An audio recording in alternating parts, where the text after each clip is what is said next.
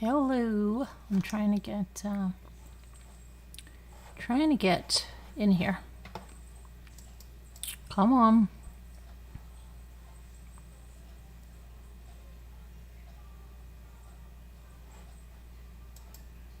Now YouTube doesn't want to open for some reason. Okay, come on. Oh my goodness gracious. Let's go. Doesn't want me to get in here. Your videos, let's try that.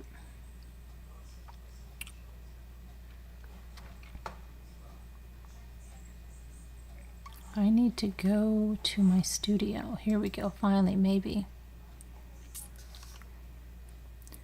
Sorry. Okay.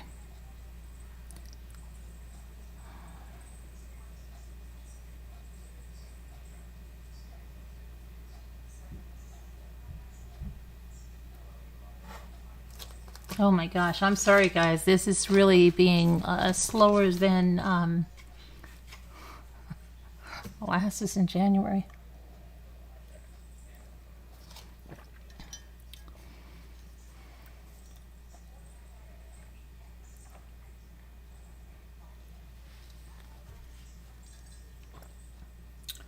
Oh my, I just have a white screen, so I'm just waiting.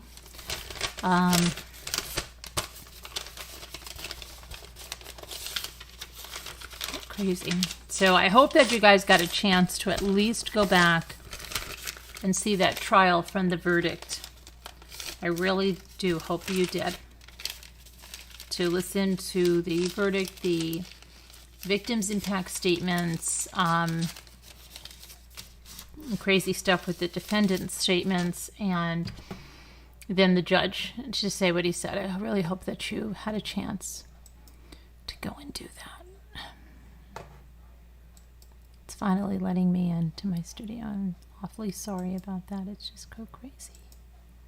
Why do you do that? You're silly. Okay. Gosh. Hold on a minute, guys. While we're waiting, I just have to do something really, really super fast.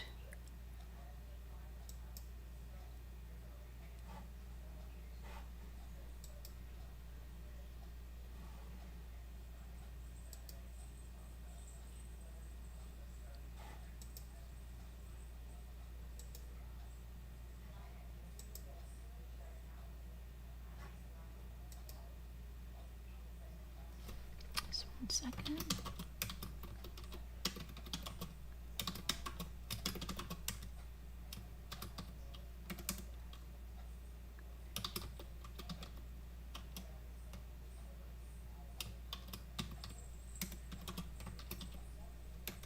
Oh, shoot. No. Hold on a second. Sorry.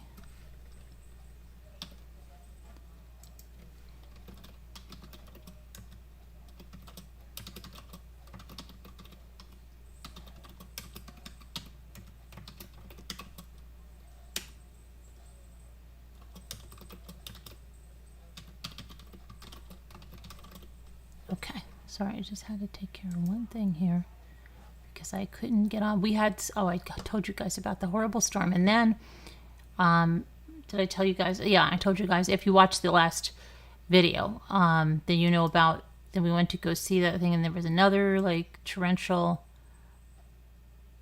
rain, and I could only look from the sliding glass doors to the lake, but I could not try to get it. I'm going to try to get it tomorrow. I don't even know if I want to tell my daughter about it because she's going to come up. And she gets like freaked out about certain stuff. She has like, her anxiety would be like that, you know, like, oh, will it kill me? Will it kill me? I mean, no, it'll be nice. So maybe. Okay.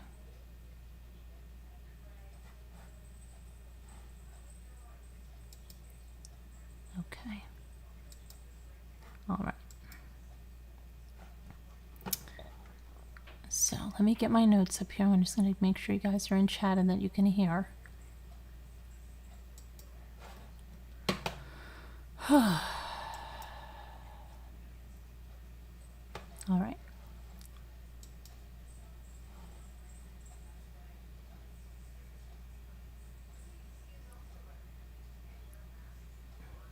Well, let me put the subscriber. I'm going to remember this time, Snow Remover. Put the subscriber chat on. I don't know why you cannot have it automatically on that. I really, YouTube, if you're listening, this should be automatic, okay, until you change it. I mean, if you want to set it, you can set it like every time. Why not? What is up with this?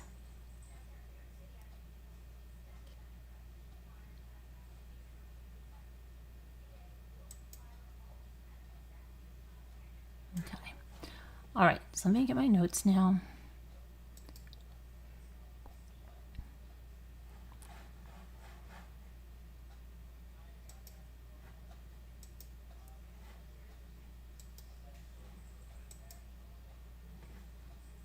Okay, so the prosecution, says Samantha was a daughter, a sister, a friend, a girlfriend, a future law student who was cut down in the prime of her life.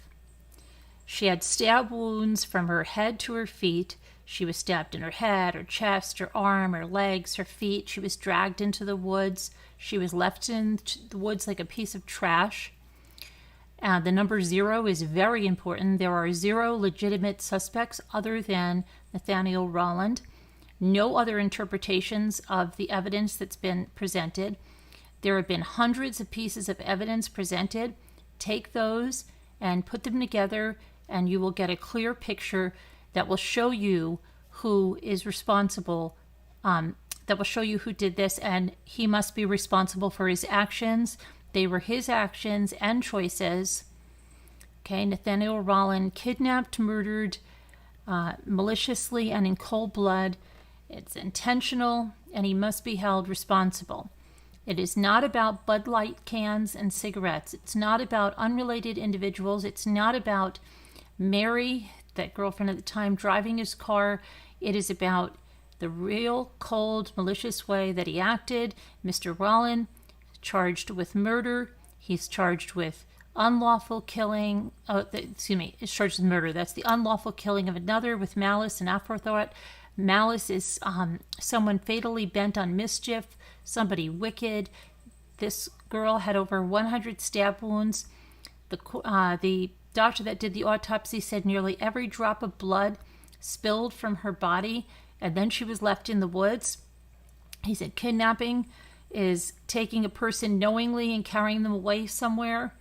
And even though Samantha Josephson got in the car, she could not get out of the car because the child locks were on, which locked not only the rear doors but also the windows. Her footprint on the window shows you that she was fighting to get out as he drove her off to New Zion. Nathaniel Rowland used a knife to kill Samantha. And he says, you're going to hear about reasonable doubt. And he says the state of South Carolina has the burden of proof.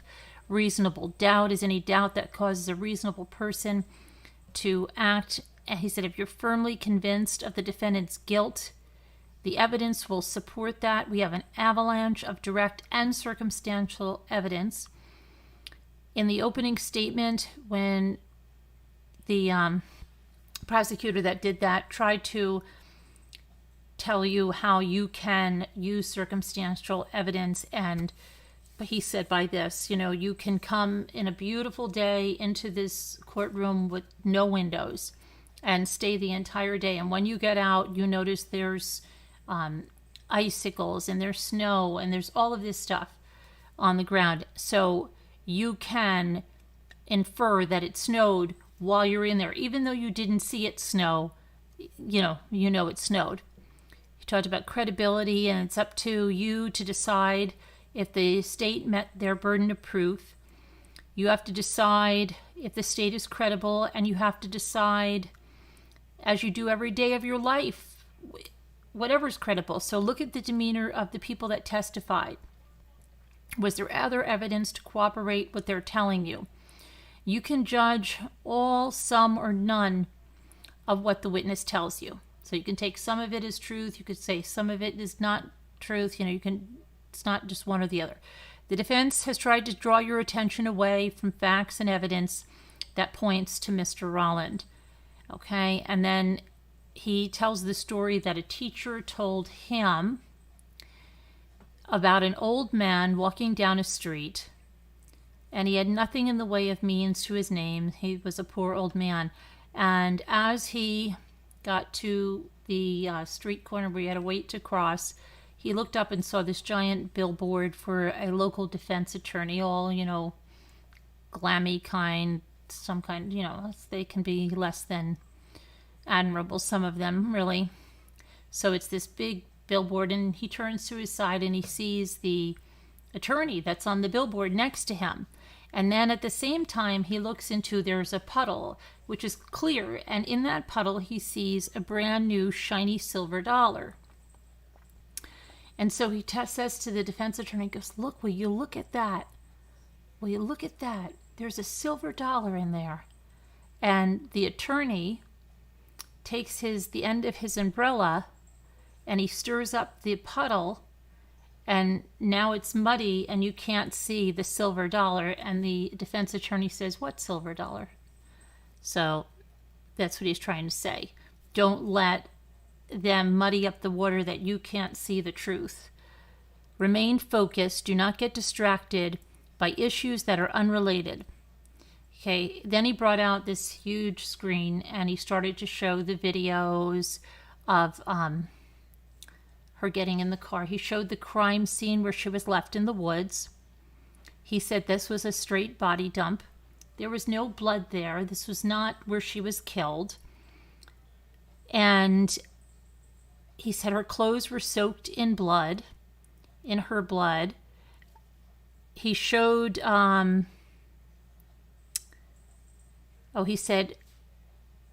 he showed her shoe, and he said it's broken and bloody and torn just like she was. He said this was a remote area. It's out in the middle of nowhere in farmland, few houses around, as you've heard. That's actually the road that it's on. They don't even know what to call it, so they call it the Farmer's Access Road. You would never go there if you were not local, and people wouldn't even know how to find that, okay? You heard one of the agents said in the 26 years, he has never seen anyone that was not local out there. And you find out that the Rolland family home is nearby there, okay, in Clarendon County. They responded, and SLED responded and started the investigation. And then they went to the store and they checked the video, and they could not tell it was not good quality. If someone was looking for a good place to get rid of a body, this would be it. And Andrew Lee, the guy who found the body when he was out turkey hunting with his friend, they went to another place first, and they didn't find the turkey they were looking for. And that's the only reason her body was found, is because they didn't have luck at the first place. Because he said if it wasn't for them finding her body, they probably would not have found it. That's how remote it was of a place. And then he said, you've heard all about the phones, about the cell phones, how they work, and how the phones were tracked together. And they went first to Rosewood, and then they were able to track his phone all the way to Sumter and then to New Zion. You see the ATM. You see him with the hoodie pulled up. You see those Nike drawstrings. Pay attention to those drawstrings. You see the money bandana he was wearing. He's wearing that again 24 hours later. The same one that Destiny Cantina said she had seen him wear before. You see him go to Mountain Brook, to the apartment, townhouse, whatever it is that Maria lives in. Okay, and then you see him go back to, he goes back there to rest after he drops her off at work. In between, he stays at that Mountain Brook residence. And think about Maria. think about her credibility, okay? She said she met him in 5 Points years earlier. Destiny Cantina told you that she met the defendant in 5 Points. Maria was trying to evict her roommate, and the letter that she had to get notarized was found in Nathaniel Rowland's car. Now, if that had not been found, he said they probably wouldn't have even known that he stayed at that address. Thursday night, before they go to bed, he's wearing that hoodie and those dark sweatpants. And he said Maria went to bed around 1:30, and then Nathaniel left, went to 5 Points. When Maria woke up in the morning, he wasn't there. He shows the text messages that she sent to him at 5:31, which says WYA, where you at? And no answer. And then at 7:01, she sends him another message that says, babe, I am late AF for work. Okay, and he says, see, that corroborates. Those text messages corroborate the story she told you guys on the stand, right? And then, let's see. When he shows up, he's wearing the same clothes, okay? She can't find her work visor for McDonald's. She works at McDonald's. She can't find her work visor. She asked him because it was in the back window of, the back seat, right? And he says to her, it's out in the country. In the country? New Zion? Where is this? And then he tells her it has blood on it. And when she asks him why it has blood on it, he says, mind your business. Okay? The visor was found in the trunk with blood on it. When Maria notices the blood in the car, when she sees the white sheet with blue markings on it covering the blood, which covers the headrest of the driver's seat and goes into the back seat, okay, you can see it on surveillance, and that corroborates her story. When she asks him about the sheet and the blood in the car, he says, mind your business. The defense will say, why did she ride in the car with him? She had no choice. She had to get to work. She has a young daughter. She's the only one that supports her. She has to pay her bills. There's no choice. She even gave him money for gas. And she said he looked tired because he had been up all night. Friday afternoon, he doesn't show back to pick her up. She has to get a ride home from a coworker. And how'd she tell you she banged on the door? She banged on the door, and he demonstrates it like pounding on the door, the way the police would. And she said to you that he looked shook when he answered the door. Okay, and he was wearing the same clothes, and she was upset. Those were nasty clothes. Why is he still wearing those? And they said that when law enforcement collected evidence, they got a pillowcase. So the pillowcase looked like it had blood on it. He was sleeping in her bed with those clothes on. She had to go get money to pay the rent. She had to use the car. No choice. When she drives the car, she remembers having to pull the seat up because he likes to recline his seat.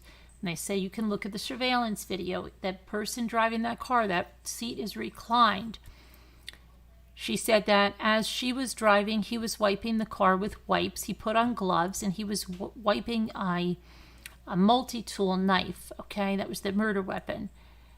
He said, do you think she was not afraid? She is in a car with a man that's putting on gloves, cleaning up what he's telling her is blood, tells her to mind her business, and he's got a knife that he's cleaning, okay? He said that she had seen that multi-tool before and knew it was his, and that Destiny Cantina, his other girlfriend, said she had seen it before. What did he tell her when she asked? He said, mind your business. She finds the rose gold iPhone, and he tells her he found it. She sees him cleaning the car, putting dirty wipes in the trash. The bags are bloody. The stuff is bloody. He puts it in the trash. All of that corroborates her story. After that, he goes back to 5 Points. Okay, and they're showing him driving around, and he pulls over a block from the bird dog.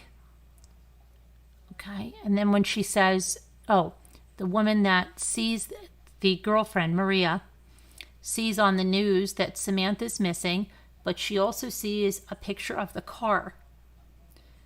He doesn't know the car has been on the news. She's scared for her daughter, for herself, but for her daughter mostly, and so that's why she doesn't call the police. She was not comfortable. Her concern was with her daughter. No matter what she said or how she asked, he would not tell her what happened or where the blood came from. If you truly did not know how blood got in your car, what is the reasonable response to the question? Would it be that, I don't know how it did, I don't know what to do, or would it be mind your business? So then there's the bolo, be on the lookout for the Impala. And an officer saw it and he initiated a traffic stop.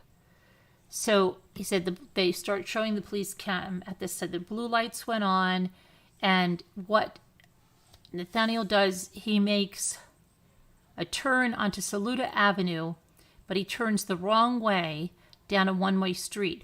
And he did that prior in a surveillance video. So they're saying that here's the same car making the same wrong turn onto Saluda Avenue. And they show you as the officer approaches the car, he says that he smells marijuana. And Nathaniel says, yes, I was smoking earlier. He tells him to get out of the car. As he gets out of the car, he's got his hand in his pocket. So he says, what are you doing with your hand in your pocket? Are you stupid? And he says, here's the deal, man. He says, I pulled you over because your car matches the suspect. As soon as he says that, because he was cooperative up to that point, he takes off running, flying. They eventually catch him, take him into custody, and in his car they find Samantha Josephson's phone right next to him. Okay, the seat is back. That's how he drives his car.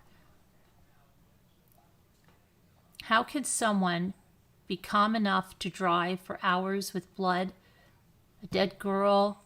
How could someone go back and not even be nervous that he might be caught? Because you have to be someone capable of handling pressure. So they went into his personnel file from FedEx where he worked. And on there, one of his skills that he put was the ability to remain calm and focused under extreme pressure and circumstances. He himself tells you that he's prepared, okay? He is able to remain calm and focused under extreme pressure. He thought he got rid of the evidence. He already tried to clean the car, threw away the knife and the clothes at Maria's house, but he failed to consider he was actually driving the crime scene. He did not know they were looking for the Impala. He thought he was good to go. The clothes link him up to virtually every part of this case. Okay, they see him at the ATM in those clothes.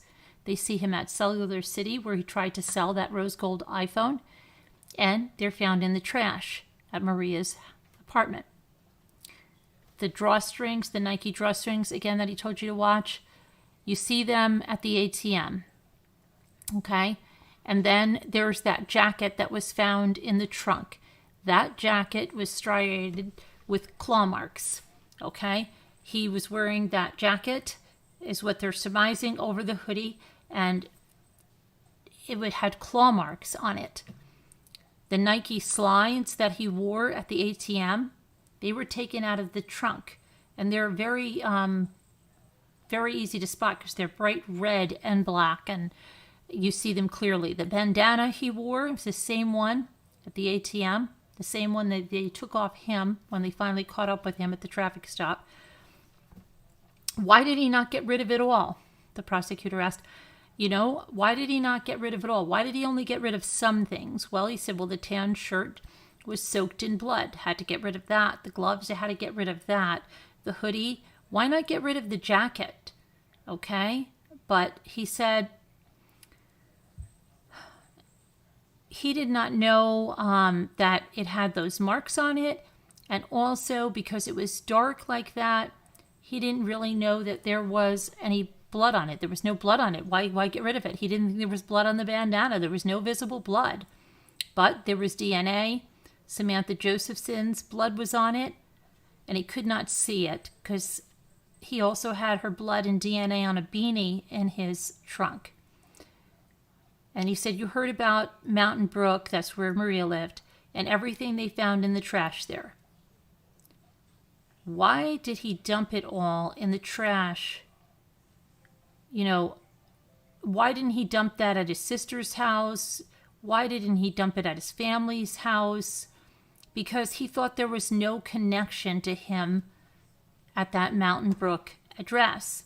The only connection is that letter that was left in the glove box with the address, the one where Maria was going to evict that person and she had to get it notarized. That's the only thing that connected him to that address. It would have been gone, taken away in the trash, if it had not been for that letter in the glove box of that Impala. So they show when the car is parked at Cellular City. You can see through the surveillance camera the white sheet in the back, on the back of the driver's seat, going into the back seat of the car. When he went out, because the SIM tray was not in the rose gold phone, he went out to look for it. And as he's out there looking for it, you can see him in the car looking for it, and those Nike drawstrings that I told you to pay attention to are right there, okay? You see the black hoodie, the white strings. You see him in the car looking for this tray. Prosecutor said you heard a lot of forensic analysis, okay? Investigator Hudak tried to get a location from the car. He said he couldn't get that. Destiny Cantina told you that she hit a deer with that car and it messed something up. The car needed work. Okay, but he had an Alcatel phone, and that's the one that Maria texted him on. That one cannot be accessed for usage without someone knowing the passcode, and it locks after 30 minutes. At 4:36 a.m., there's action on his phone. He actually looks up a porn video of the day, and friending. Someone accesses that, and it was Nathaniel Rowland.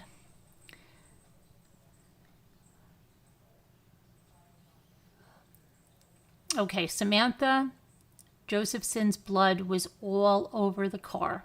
It was all over the back seats. It was all over the center consoles. It was all over the seatbelt. It was all over the Nike hoodie. It was all over the money bandana. It was all over his sock, his shoe, the glove, the blue plastic bag. It was all over Maria's daughter's shoes, the envelope with the weird list. There was an envelope.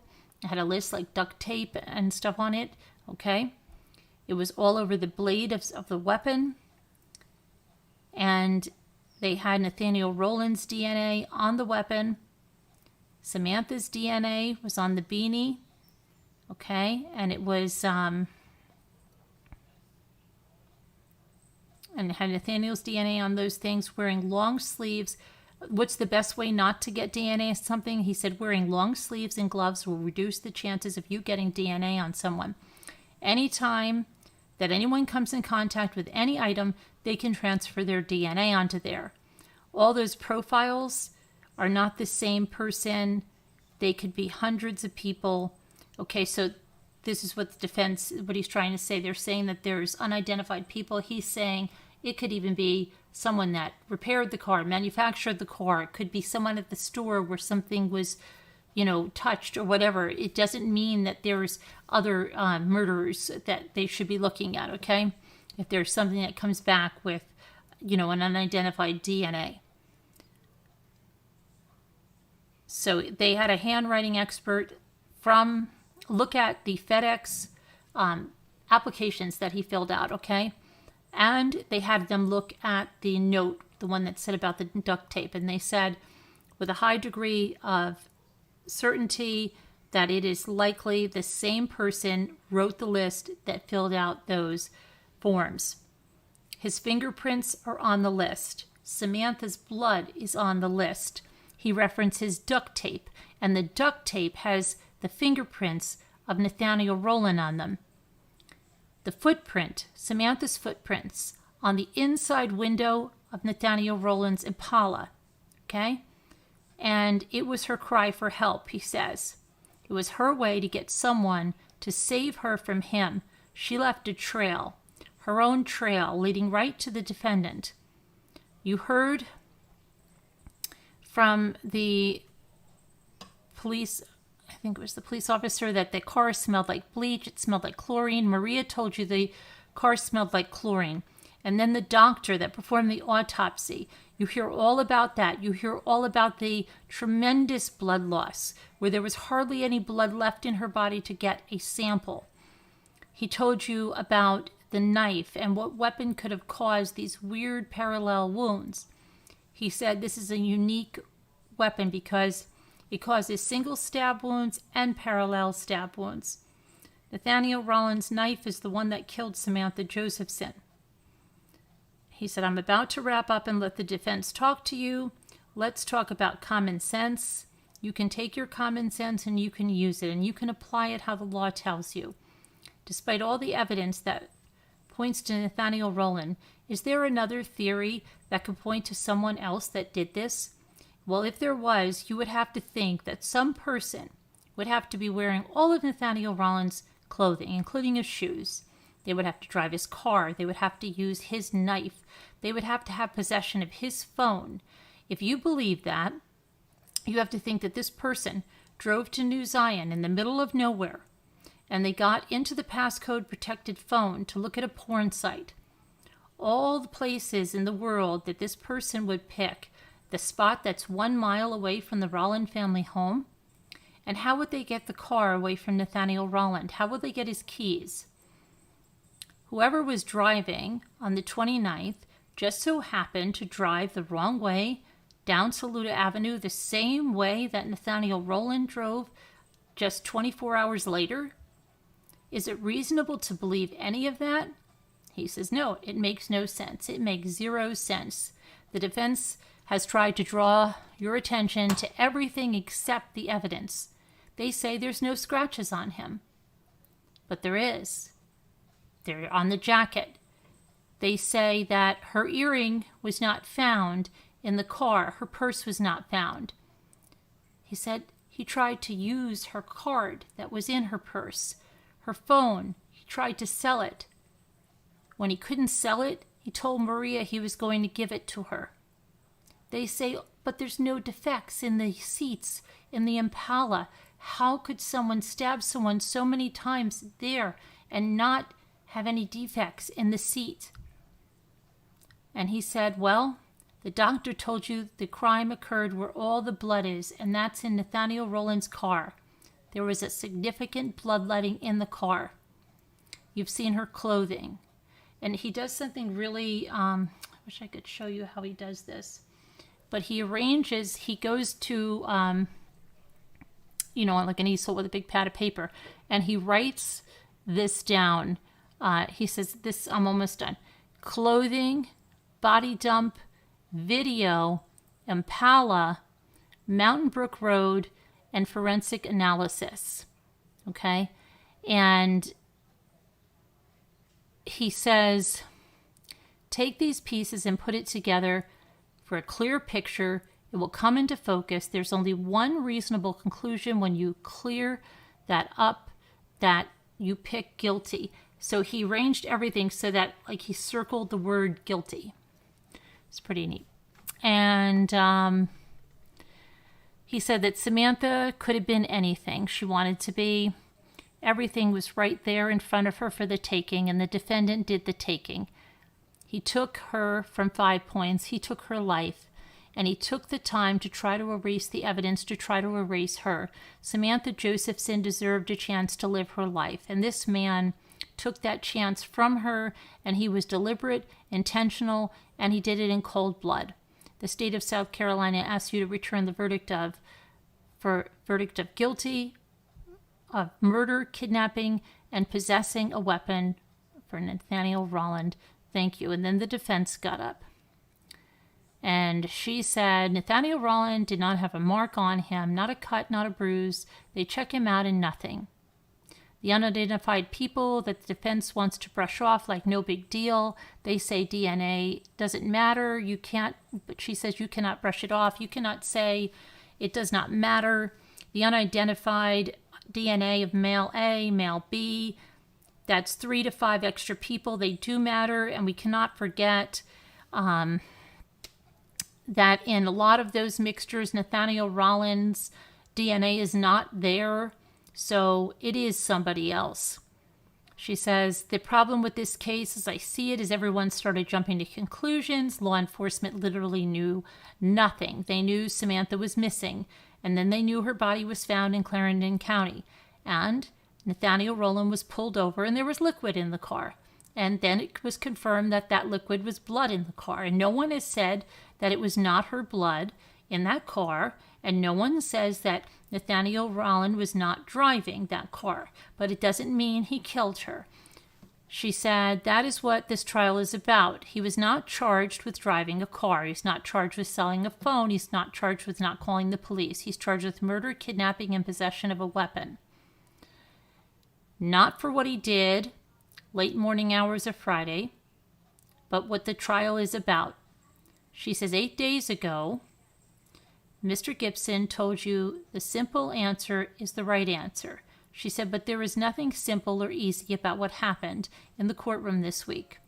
We all know the simple answer is not the right answer. It is the one that you can fall back on. Snap, it's done, she said. Starting 2 years ago to today, it is the narrative that they have given you through the trial. She's not going to go through all the witnesses. We know you were paying attention, she said, so I don't need to go through everything, but a few key pieces show the easiest answer is not the right answer. Officer Kraft, the one initially pulling Nathaniel Rollins over, she said what you were told was happening, that Nathaniel Rollins was driving through 5 Points, but what happened was Nathaniel Rollins was driving out of another neighborhood, and he turned left, and the officer puts on the blue lights. And then you see Nathaniel Rollins gets in the turning lane to turn left to stop. And then you see, just like that, he's gone. Not what happened. Watch it for yourself. When the narrative leaves what the evidence shows. And then she says, he gets out, he has his hand in his pocket, and Kraft grabs his arm and yells, "Are you crazy?" And then another officer, she says, you don't see this, lunges in his direction. And at that point, he runs. And she's not justifying that it's the right choice to run when he was yelled at and jumped. She says, but he didn't tuck tail and run as presented to you. That's not what happened. Look at the entire video. Don't let their narrative cloud what you can see with your own eyes, she said. You heard nothing from anyone about an amount of blood not being a significant amount of blood. There was a large amount of blood. That's not an issue. No one's pretending it doesn't exist. She said what you heard is blood transfers, and it transfers easily. If someone's bleeding, you're going to get blood on you and everything else. It's not unreasonable that the steering wheel and the gear shift and everything in that car has blood on it. You have to come into contact with that. That makes sense. So prior to processing the car, SLED agents were in the woods where the body was located. And you heard testimony, and we want them to be as specific as possible. So these crime scene folks did their job. They don't know what they're looking for. She said they document the crime scene. They make sure they gather all of the possible info that could be beneficial in the case. The beer cans, the cigarettes that were collected. They took pictures of the dirt. We also have pictures of Ms. Josephson's body in the woods. Crime scene wants to make sure that they can explain how the body was found and preserve all the evidence. So certain types of evidence are very fragile. And you have to get it before it's contaminated. She said 1 week ago, an expert on the stand told you that Ms. Josephson's fingernails were ripped and she had DNA under them. They did not give you pictures of her hands, not one photograph prior to the autopsy, not one. They did not give it to you because they did not want you to think about it. Pictures are here. You can take them back. She goes, the dirt roads, the brush, it's a wooded area. You could not see Ms. Josephson's body from the road. It was pitch black. Someone drives a car in the middle of nowhere and drags a body out. There's not one street light. There's pointy sticks and everything, and he has no scratches, not one scratch on him, nothing from the woods on his clothes or shoes. You are not going to be doing that kind of work in flip-flops. There are 3 pairs of shoes in the car and no blood on those. In a significant bloodletting event, you're not going to have a shoe covered in blood. The slide they've got has significant DNA, but it makes no sense that a person would not have had them covered in blood that did this. She said the next scene processed was Maria Howard's house and the car. There was a lot of processing and items collected. And she said Maria, as one of the witnesses, she's kind of a tough girl and she's kind of in a situation. She meets with law enforcement 3 days after Nathaniel Rollins is in jail. She tells them she's tired, that she worked double shifts. But if you're going to tell a lie, you better remember what it is. If you're working doubles, and that's why your daughter's not with you, you say Nathaniel spends nights at your house. He doesn't spend nights at your house, but you spend the days together. And then the wet shirt. She went to work. None of that makes sense, she said. I don't know what she is talking about. Why would you get into a car covered with blood and go on about like everything is fine? Why didn't she call the police? She was too scared. When she texted her mom and she said, Babe will not be washing the clothes ever again. My work shirt was wet. AF, LOL, have a good day. That doesn't sound like someone who was scared laughing with her mom. It is her house she shares with her child, and all the bloody items found, and she can tell you that she did not touch anything, but her DNA is all over the bags and things. I don't know what's going on, why her fingerprints are all over those bags. One of the most interesting things is when she realizes her kid is still at daycare. Her mother is sleeping because her mother is a school teacher. She tells Nate, we have to go get her. Maria's driving. While she's driving, she says Nate's putting on gloves and continues to clean the car, the multi-tool wearing gloves and cleaning it off, as the state showed you what it looked like in the trash. It was not, the knife. In the trash, it was not clean, she said. It had hair, blood, DNA all over it. So she told you something that obviously didn't happen. If it was not found clean, how could he have cleaned the knife? Wearing gloves and DNA? She said, I'm almost confused after all of these years why we even bother with DNA evidence. Why take swabs and submit them for analysis if we're just going to say it doesn't matter? She said she doesn't have an answer if we do not pay attention to what the scientists show us. Okay, and she said this theme keeps coming through this case. It boils down to what was found and where it was found. We know Nathaniel Rollins has weak support for inclusion of his DNA to be found in the area of the tool. What did come out was that there was a mixture. I asked on cross, there is a mixture of male DNA on that tool. The major contributor with the most DNA present, major male profile, is not Nathaniel Rollins. She said it is a weak support for Nathaniel Rollins to be included on that tool. It brings it back around if the state is going to tell you that Miss Josephson does not have DNA under her fingernails because he was wearing long sleeves, but his DNA is on that because he was not covered up. Wearing gloves at one point and then not.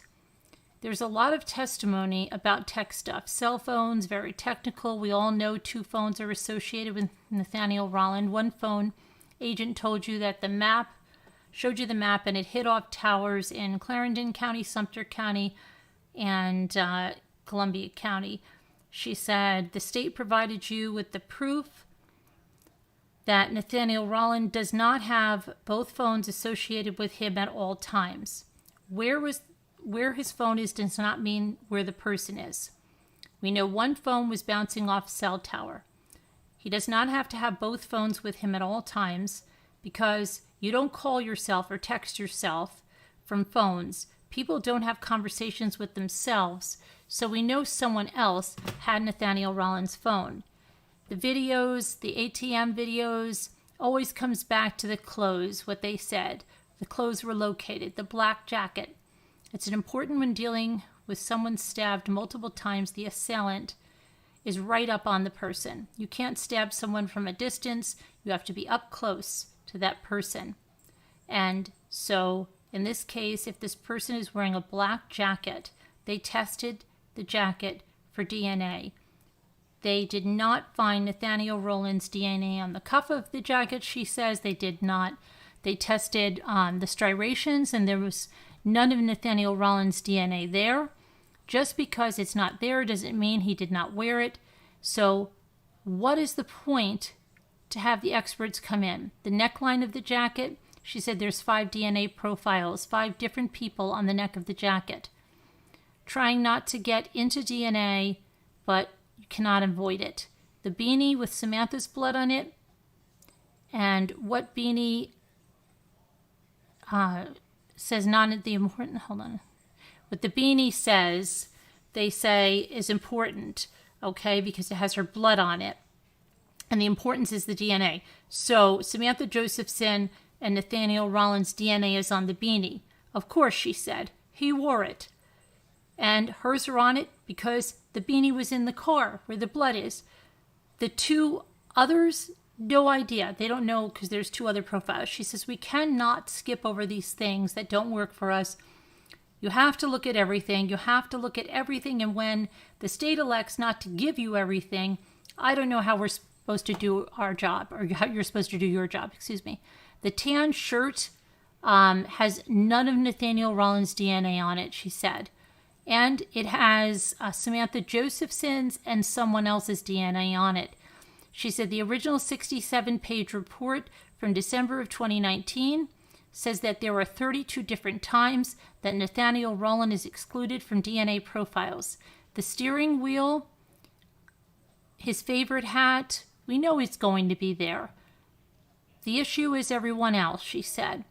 Trying to say that an unidentified profile could be the manufacturer of a vehicle several years ago, what are the chances of the DNA still being there? Highly unlikely. She said it's possible but not likely. Unknown profiles in that vehicle, the unknown men, they matter. You can't brush it off because it doesn't fit. You heard from Dr. Beaver, that's the doctor that did the autopsy. What happened is a vicious attack is an understatement. Over 100 wounds is a lot of wounds. But you cannot get around that Dr. Beaver explained single wounds as someone using a tool in that manner. Now, how is the back seat of a car in the dark with a young woman fighting for her life? This tool had a blade on each end, okay? So she's saying that, how is he stabbing her in the back seat of a car where it's dark, where a woman's fighting for her life, and never once is he punctured by the other end of that blade? How can he do that? She's saying. How could that even be possible? Okay, they're swinging, wildly swinging in rage, and not cut themselves, not even one time. How do you accomplish this, not to injure yourself? He identified the murder weapon after seeing it for 10 seconds while on the stand, she said. No one said Samantha Josephson was not stabbed. And no one said she didn't die of these injuries. Okay? And doesn't know what he said about the fingernails. Okay, then she argues because she says the doctor that did the autopsy said her nails were medium length at first and they were ripped. Yesterday, he said they were short. And, how'd she put up a fight and he doesn't have one mark on him? The footprint on the window, defensive wounds, she did not lie there. It shows us the footprint on the window and the defensive wounds shows us she fought. She did not give up. She fought. She left her trail with a footprint, but she told you who it was with her nails. Well, who was it then? She says a few things were overlooked. The photos of Nathaniel Rollins shows no injuries. But they didn't even talk about that. They brushed that right on by. They took photos of both sides Of his hands, face, neck, they had no marks.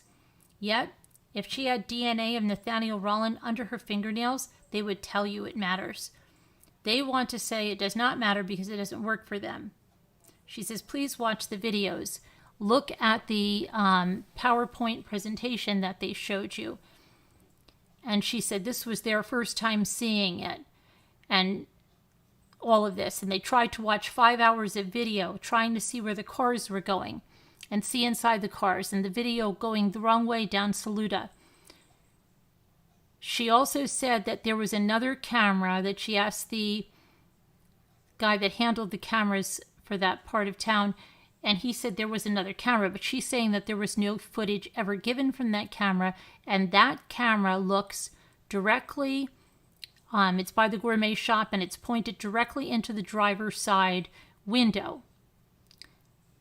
And they didn't have that in evidence.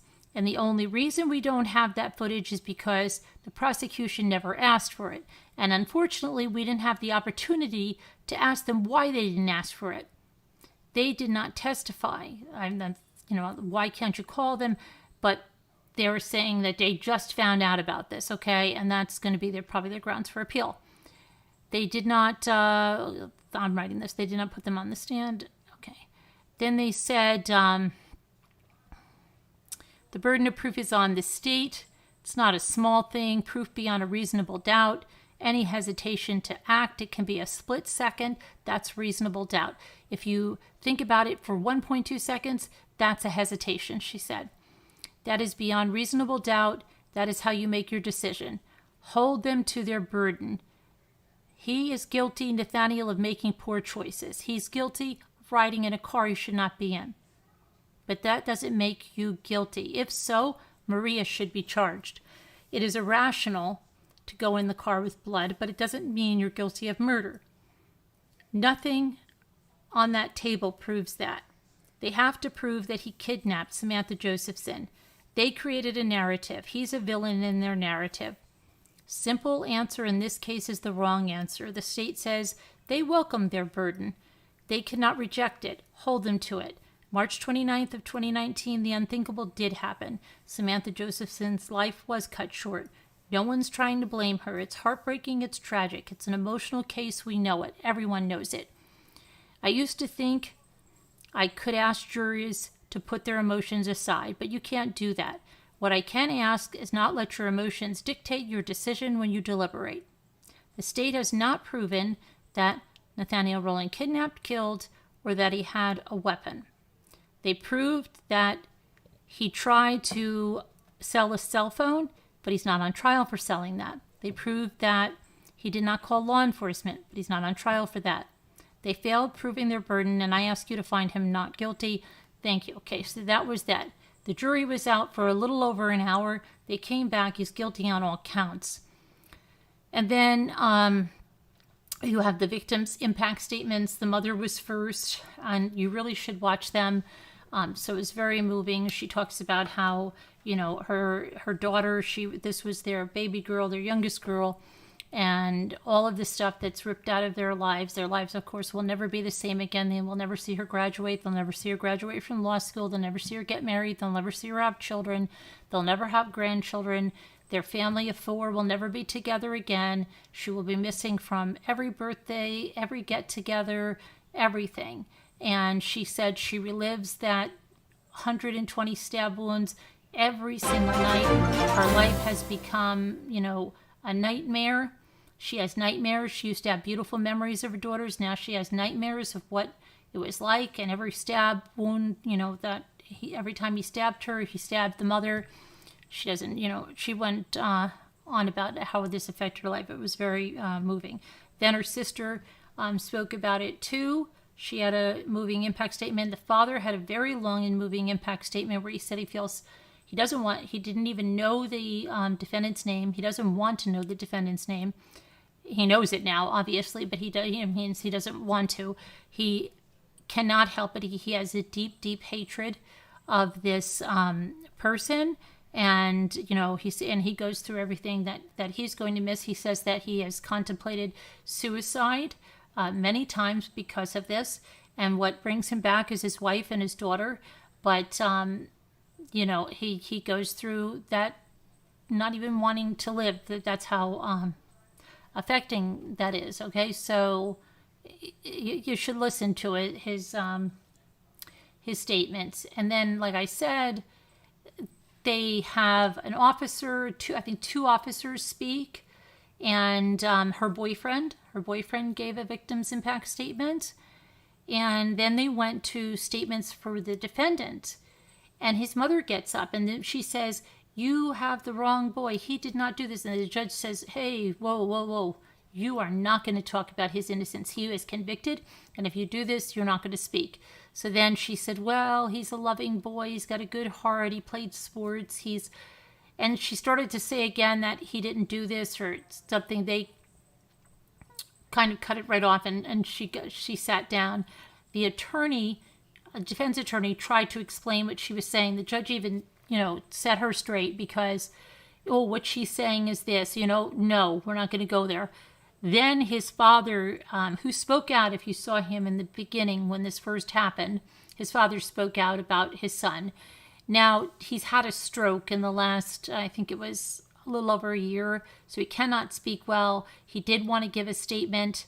It was that he said, I have 4 other children other than Nathaniel, but he was with him through kindergarten, through college, and he's a good boy. And, he did say a little more than the mother. He said, "I don't know what happened, but I can't think that like this happened. Nobody would ever say that he could do something like this. I think I know his heart. I feel terrible. I want to apologize to the Josephson family." He was the only one that apologized or offered condolences of any kind for the Josephson family. And then he sat down, and then the judge had him come up, and the judge said that he lived in the same area of the county that Nathaniel lived in. They talked about playing basketball against the same school that they did. And he said, "You actually were right near where my chambers are. I don't understand." He said, "I've dealt with a lot of murderers. Every time it's the same thing. When I ask them, when you get to where you pull the trigger, what was going through your mind, why did you do that, or whatever it is," he said, "they will never tell me what happened. They won't tell me what happened because they block it out. They blot it out of their lives. They don't go there again." He says, "You're doing the same thing. And you are completely devoid of any remorse. We call that a depraved heart," I believe is what he said. And he said that's what it is, because this guy didn't even show any emotion when his parents spoke or anything. And my watch is telling me to breathe. So he said, "This is unbelievable." And he said, I forgot to say, the defense attorney asked for a new trial because she said that there's no way after just an hour that the jury deliberated properly. And the judge said he was not granting that because the prosecution put on such a good case that the evidence was there and everything was there. He's very convinced of the verdict, and so that was a no-go. Then he asked Nathaniel if he wanted to speak, so he pulled down his mask and he said, "I didn't do this. I'm innocent. I don't know why they jumped to conclusions instead of trying to find the real person that did this." And that's when the judge, brought this out and said, "Look, I've talked to so many murderers. I've sentenced so many murderers, and this is what they say. None of them will say the truth. They will all say, they've they blocked it from their minds. They won't go back there." And he said, "Do I think that you at 27 years old, can this ever be exorcised from you, this depravedness? Your parents say that you're a good boy," but he said the parents of almost any murderer say, my child was a good child. Yeah, okay, that's when they were a child, he said. But something happened. Something happened somewhere. And if you didn't see the signs of it, you're either not looking at it, and if you had seen the signs of it, could there have been something that you could have done that could have, made this whole thing avoidable? did you just ignore signs? So he did kind of put the burden on the parents, like, did you overlook things? Like, how does someone just go and do that, and a stranger that you meet and stab her over, 120 times? So, yep, so he gave him, the defense asked for 30 years. She apparently could not do her math correctly because he's 27 years old and he's already served 2 years. And she said, well, if you give him 30 years, he'll be well into his 70s when he's done with his sentence. Okay. I guess math wasn't her strong suit. But anyway, yeah. So the judge said no. The judge gave him life in prison. And so that was it. That was it. They let him out of the courtroom. Oh, he also addressed the father's victims impact statement, said that Nathaniel Rowland got to interact with his parents during the trial. And so he said, let me address that real quick. He did while he was in shackles, and it's only because I believe in the presumption of innocence until proven guilty, but you will not see that today. He has been convicted, he is guilty, and he had them take him right off. So he also spoke about the father gave him a book that was made for him with testimonials of, I think there's over 100 or something of her friends. And the judge said, yes, everything I've heard about Samantha was that she was a bright light. She was, an aspiring law student. She had a full scholarship, all of this.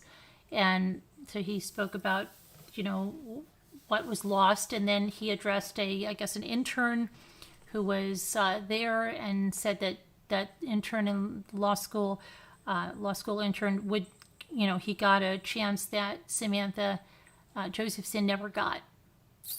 So, and then the father also addressed things like people say, he goes on and he speaks about this foundation, the foundation about checking your Uber, and it's say what's my name is the hashtag.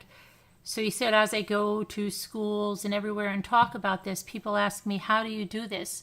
How do you do this? And he said, well, I don't know, but it's given him a purpose. And then that's when he talked about, he could easily have committed suicide, but this is given him a purpose to go out there and do this in her memory, in her name, and save, another person, just one person, which they already have. So, yeah, you should really listen to it if you haven't listened to all of that. If you just watch it from the verdict, and there's a news station that has it on there, you should watch it from the verdict forward. If you do nothing else, that's what you should do. And let me see, let me go on to here. Okay, so that's that. And did anybody else watch this? Does anybody have any thoughts? Did I miss anything? We have a new member. Welcome, Ruby Ann, to becoming a Deputy Rambler.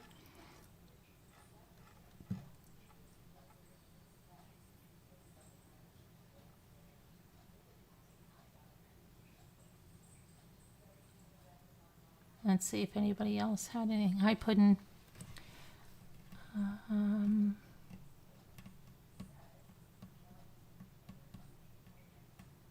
Puddin', is this the trial that you had talked about? I don't know. Has anyone ever ordered anything from Reborn Shop? No, I don't think so. My mom got drunk last November on her birthday. Said you and your brother both have guns. I don't mind you having them, but your brother, I'm worried, ended up hitting someone.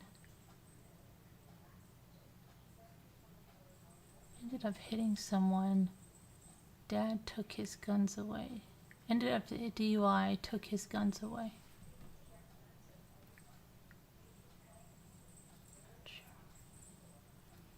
Brings back memories of when my cousins were murdered. Oh, sorry to hear that, Jay. I missed watching much of this. If you watch nothing else, Deborah Vancouver didn't just watch it from the trial on. I mean, the verdict on, I'm sorry. Hi, 61. I'm glad he's off the street. Remember, I was on your panel, Mommy. Yes, I do.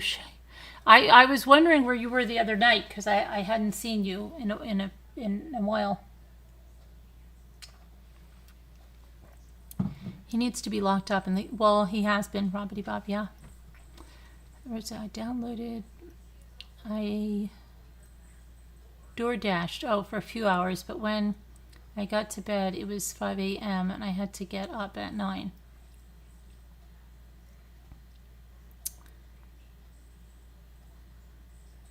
Glad he was convicted. He certainly fooled his family, Mimi said. Hi, Alicia.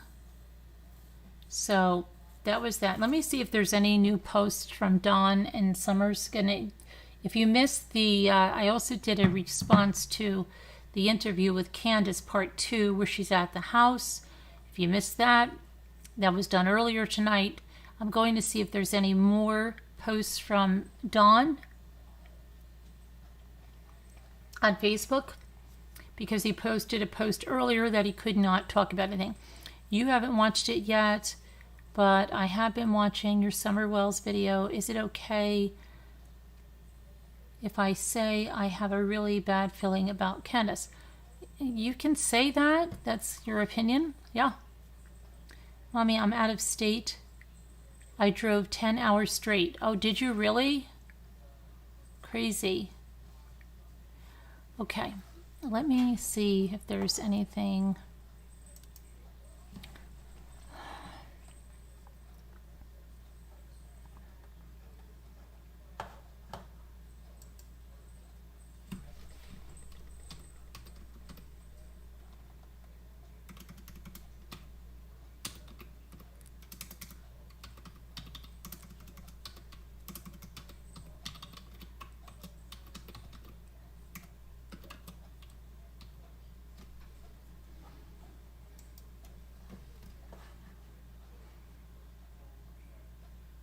Showed you the prayer vigil, right?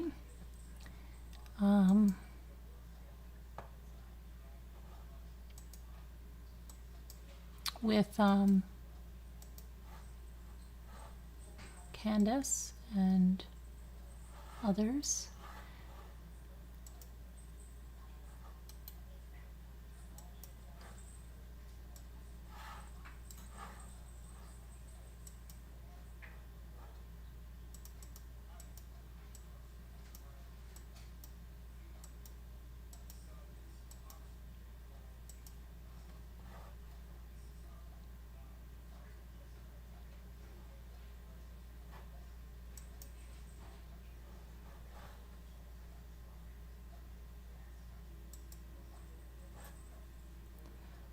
Okay, let's see what we have here.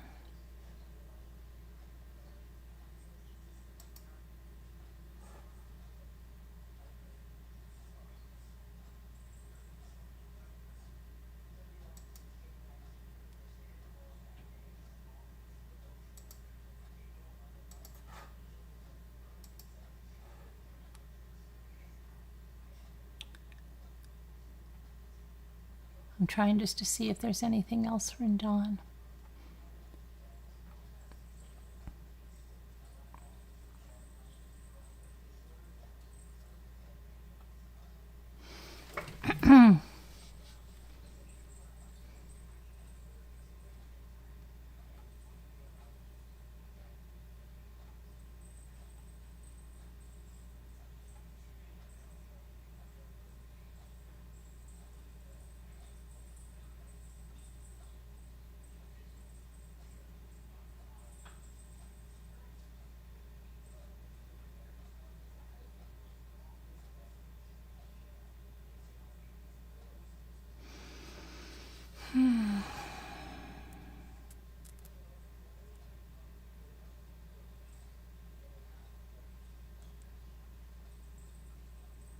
Okay, hold on. Here it is. Let me see if there's anything more.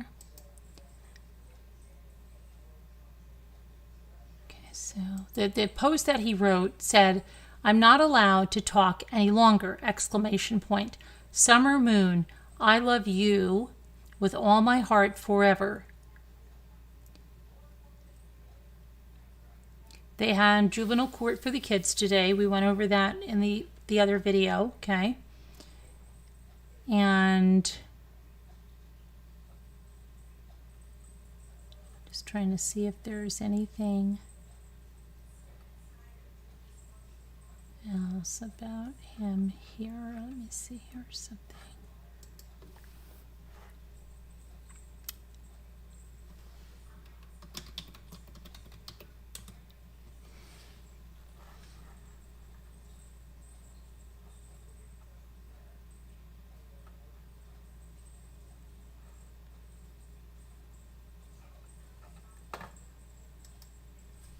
One second here.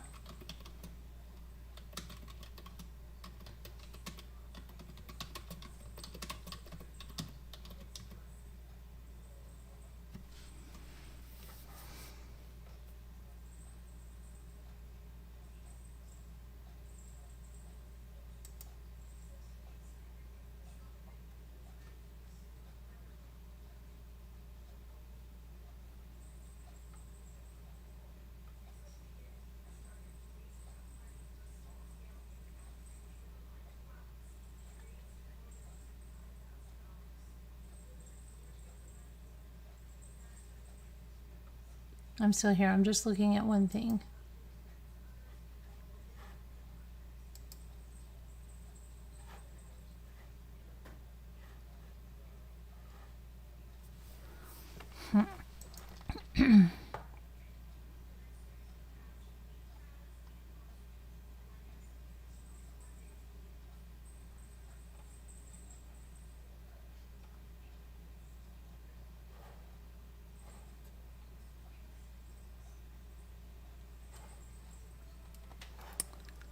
Trying to find something.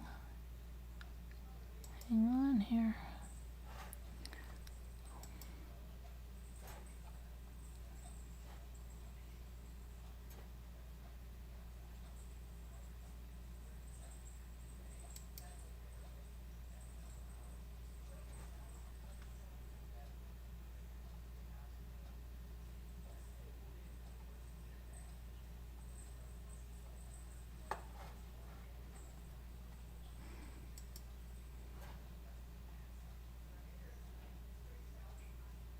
A whole bunch of you sent me, I just want to know, I haven't checked emails today. I haven't been able to respond to emails today. I've seen that there's emails in there. Please don't think I'm ignoring anyone. It's just that I am really, really super behind.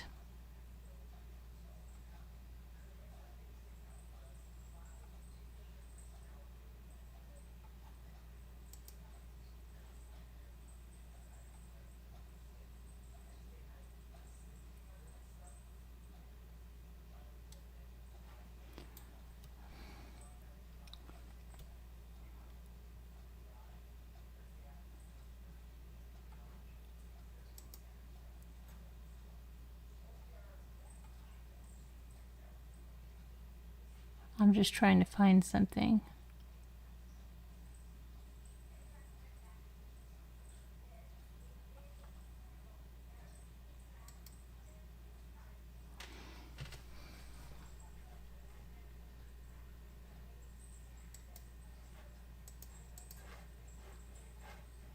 What is this?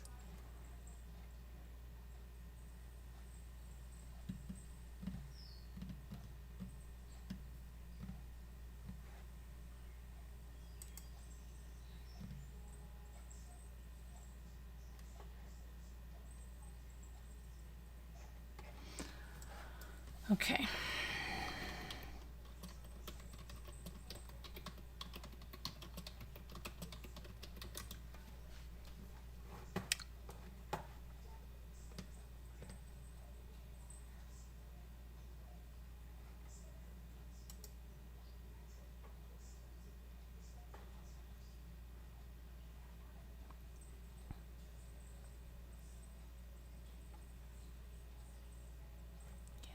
apparently I'm not seeing anything else from him.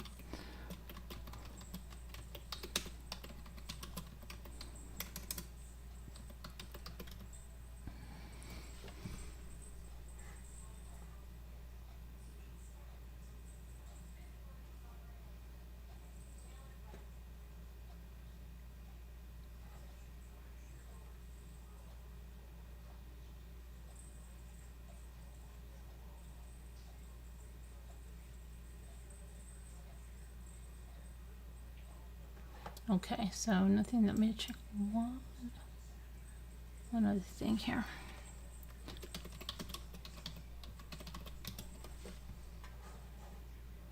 Oh, there is, hold on. The Atlanta spa shooter, he was, hold on a minute. That's another update. I want to just take care of this one. Remember the guy that went in and shot up people in those spas in Atlanta? That was, here we go.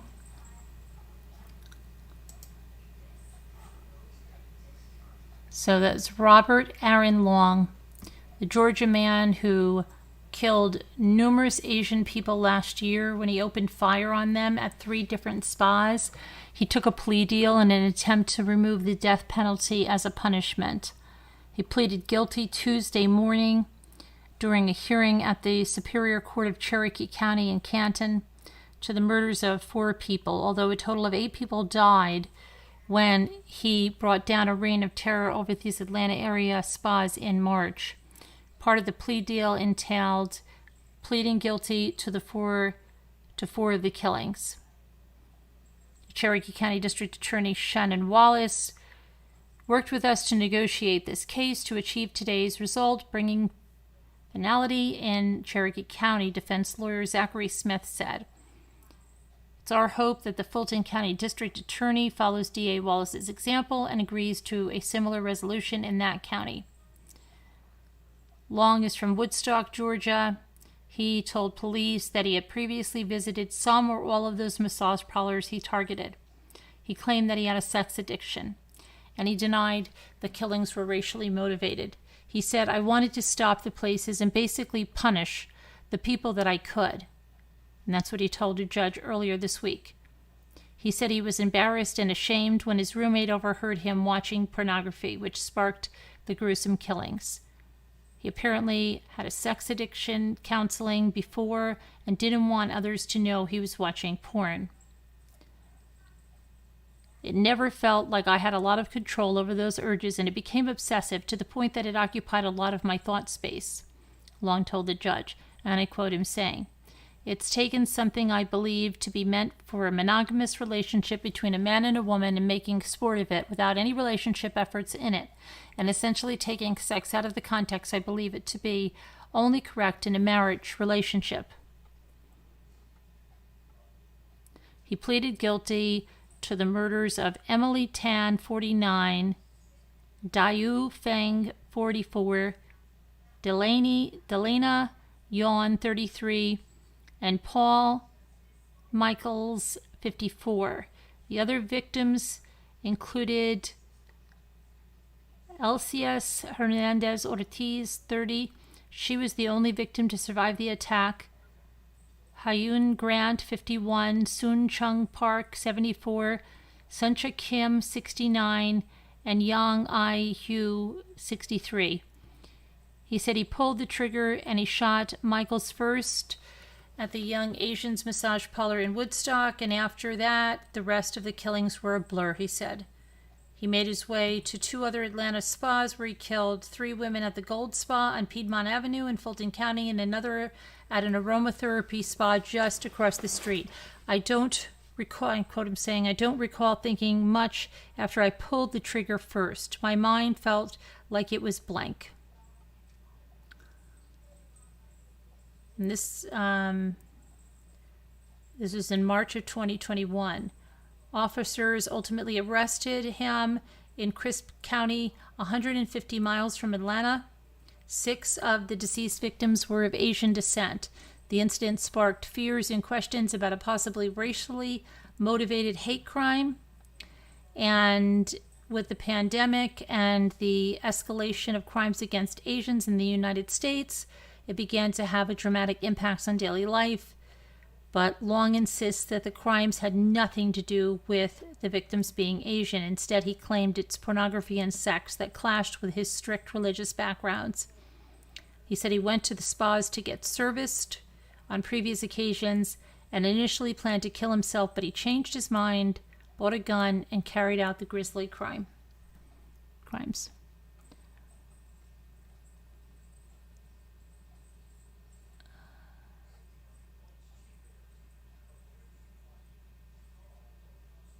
The plea deal was granted as a way for the death penalty to be removed. However, Fulton County District Attorney Fannie Willis said she still intends to seek death as punishment. Should the judge not grant the death penalty, Long will spend the rest of his life in prison without the possibility of parole.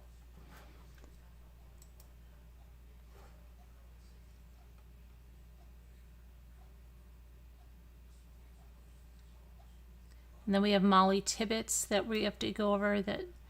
Okay, there's...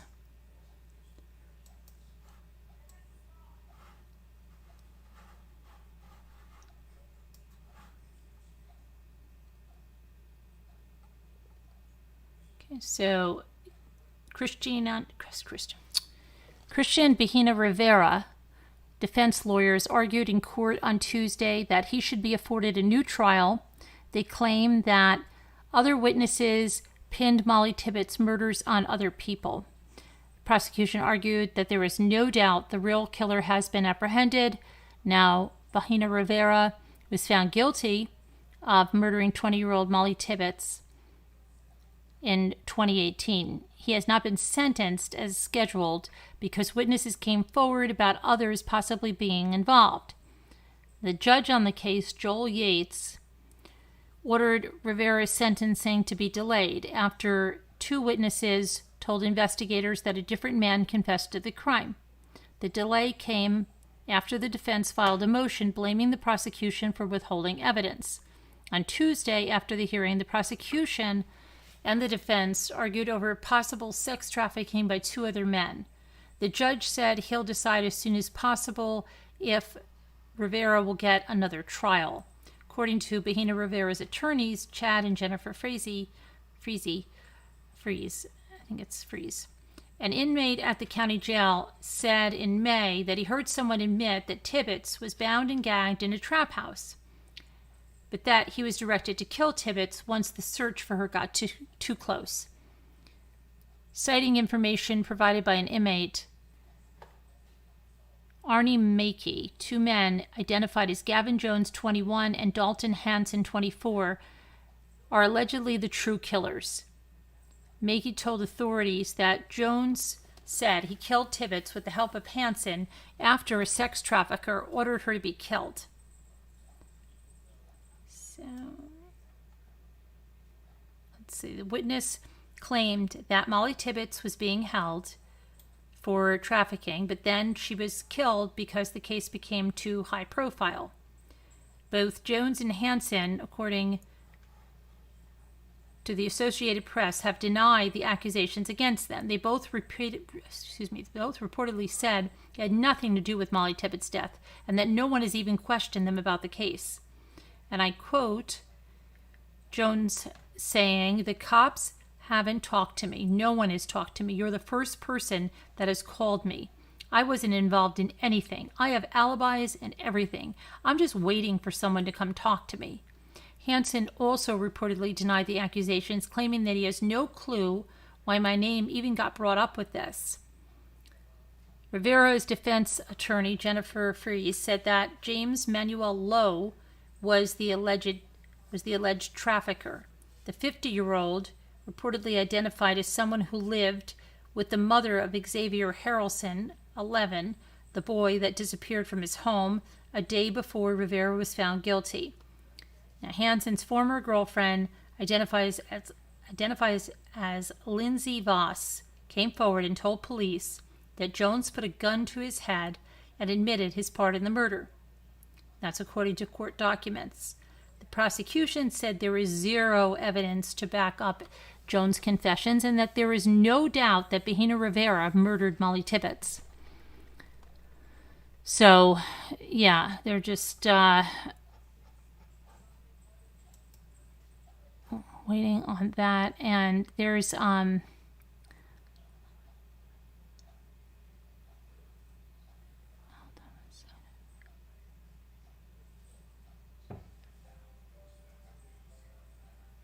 there was a Texas case, horrible, that I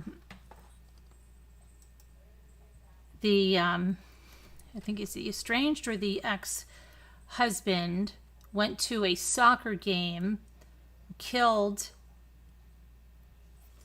his ex or estranged wife, her boyfriend, in front of the whole soccer team, and then went away and then killed himself. And that's in Texas too. That's crazy. But let me just see if there's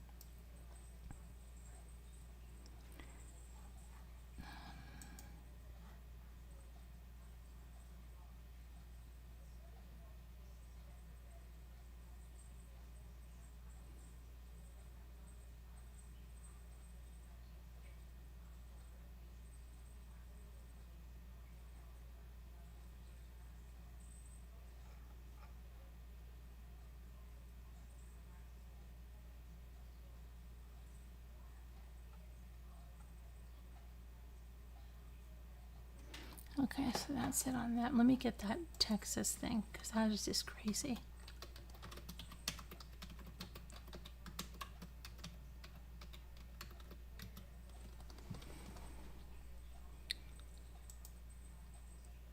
It was in Harris County, Texas. So, this is crazy. This was a pregnant woman and her boyfriend were killed Sunday morning during a shooting at a soccer tournament at Northwest Harris County Sports Facility. The family members believe the gunman was the woman's ex-husband and that he pulled the trigger after a confrontation between the three.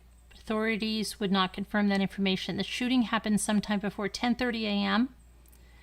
at the Matias Alameda Training Center on 1200 block of Claw Road near Stubner Airline Road.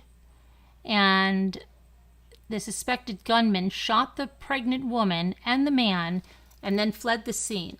The man who was shot was the boyfriend of the pregnant woman and the father of the baby. Was said to have, he died at the scene, and the 28-year-old woman was taken to the hospital where she and her unborn baby were also pronounced dead. Deputies said the woman was at the soccer tournament with 2 children at the time of the shooting. The children were not harmed. About 2 hours later, family members told investigators they received a text message from the suspected gunman saying that he planned to kill himself. His body was found by deputies inside a home 10 miles away on Bayou Forest, the block of 7700 Bayou Forest. The man had a self-inflicted gunshot wound, and a pistol was found near his body. The pistol lying next to him matches the pistol we had over here. Said the sheriff's office homicide unit. Around 100 people were attending this soccer tournament when the shooting happened. Deputies called the scene chaotic after the shots rang out.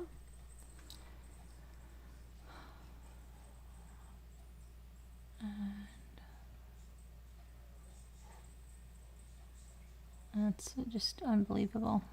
Now, like, all the kids don't have parents. It's just all those kids that witnessed that. Just crazy.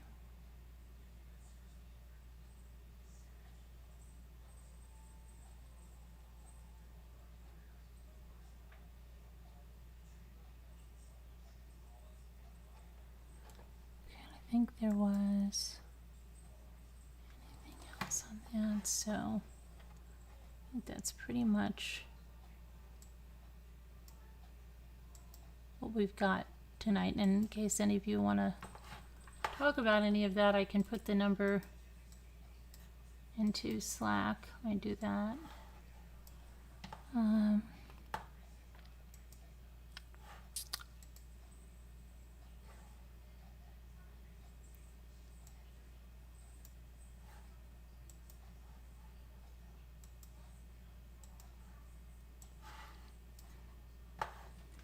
Okay, I'll put the number in there.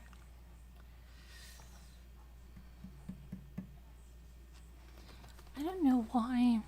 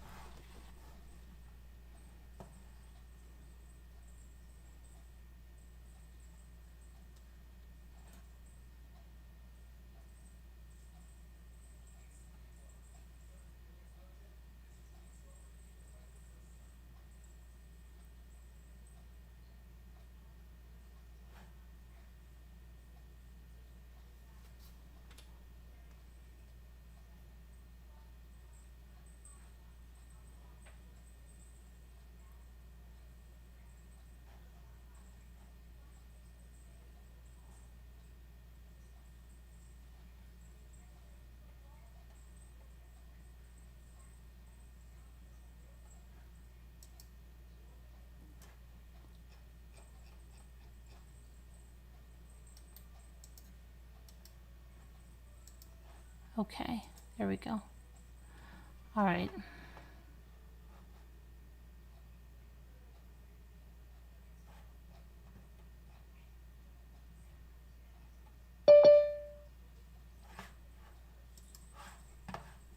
Wow, that was lightning fingers.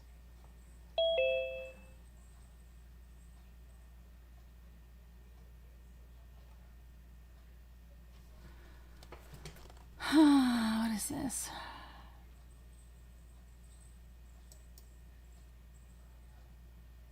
Hi.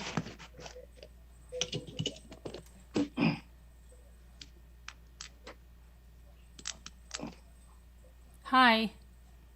What's How up? are you? Oh, well, peachy keen. Okay, let me see. I gotta get back to the chat. All right. I'll be right back. Somebody mentioned endangered plants. I don't know what that's about, endangered plants. Does anybody know about endangered plants?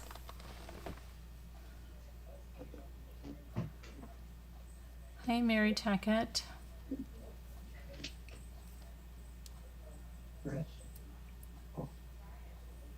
Purple Passion. Haven't seen you in a long time. Hello. Justin, Danielle C., Deborah Vancouverden, Robert E. Bob, Linda Uribe, Chewy Gum TV, Alicia, Jamie Fogarty, Juliana Gonzalez, Hammy. Oh, I'm fine. I'm fine, Chewy. Mifan, Shay, who else do we have? Tammy Fullo, High 61, Ruby Ann, Marissa. Let's see.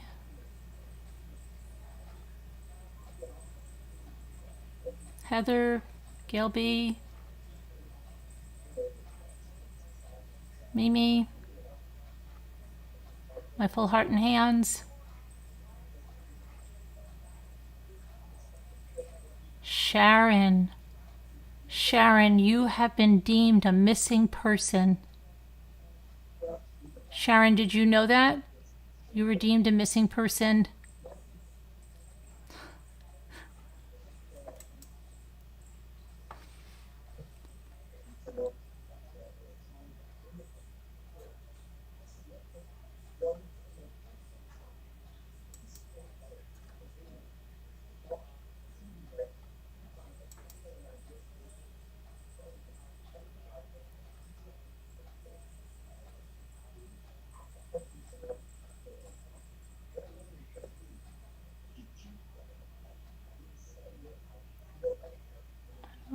else am I missing? Sharon, I'm glad you've been found.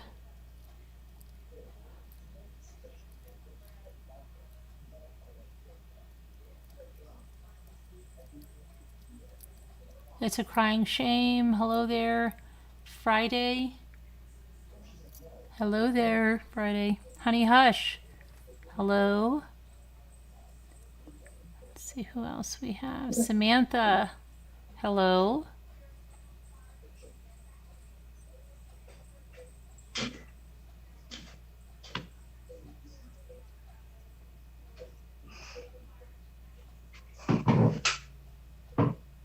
Can I ask a question? Sure. But of course. Let's see here. There's Susie B. Where's Davita? Davita Lane. Davita, where are you? Come out. Mary Tackett. Mary Tackett. Come out, wherever you are, Javita. Come out, Davita. We know you're around. You sent me messages. You sent me some too. I just had something that I wanted to ask. Okay, go ahead.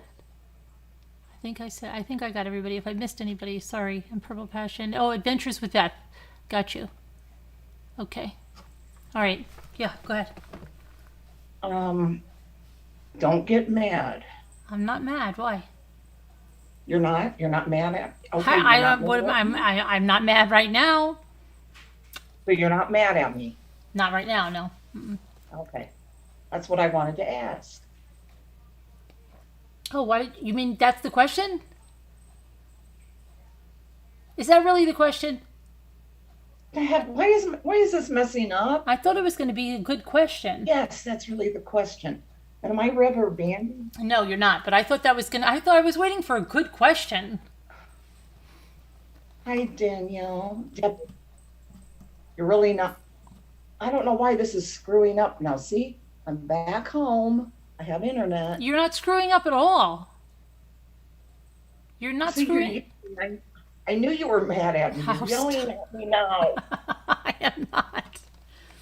No, I'm I not. knew it. I knew it. I'm not mad.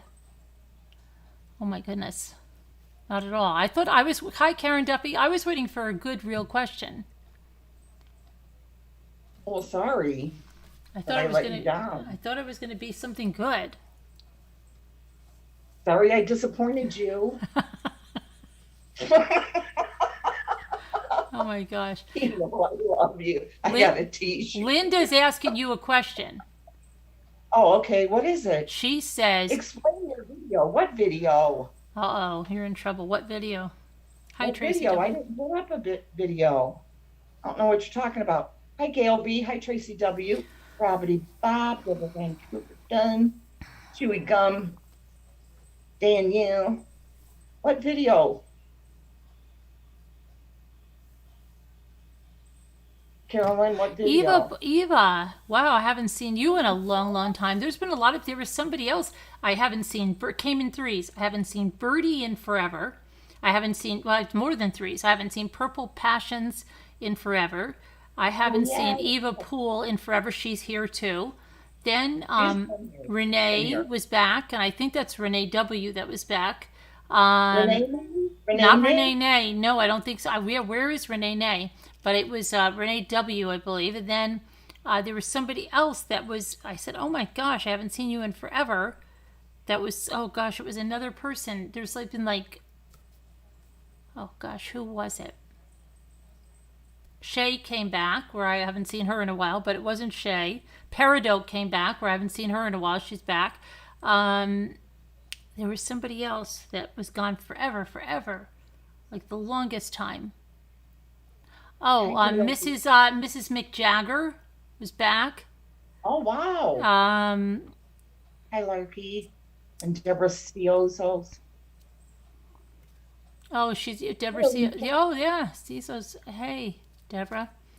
Oh, Tammy. Angiella, hi. Yeah, Angiella, Julie W., Sharon, and happy birthday, Mike. Where is AJ Vintage, aka Mrs. Calabash? Hi, Tina Osborne, Julie Ann Gonzalez.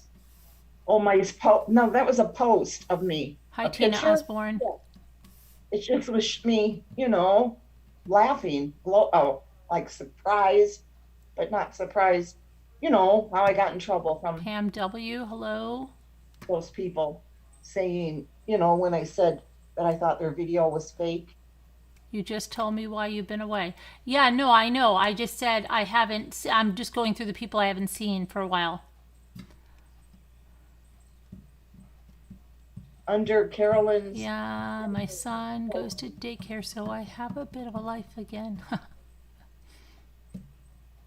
she said, Gail B said, under your mentoring program, I have become a YouTube natural. Hi, Mary Tackett. Thank you so much, Gail. Hi, Linda Uribe. Not really a video, big picture and saying part one. Yes, just go look at that video. Nightbot is misbehaving. Well, we had to put Nightbot on a repetition thing. Maybe I could take him off. I haven't missed a beat, just quietly listening while I work. Okay, Peridot, thank you so much. Hi, Pam W. That sounded like a song. Now, remember when I said that I thought that one person was making up being in a fight with the boyfriend, the domestic violence? Yes.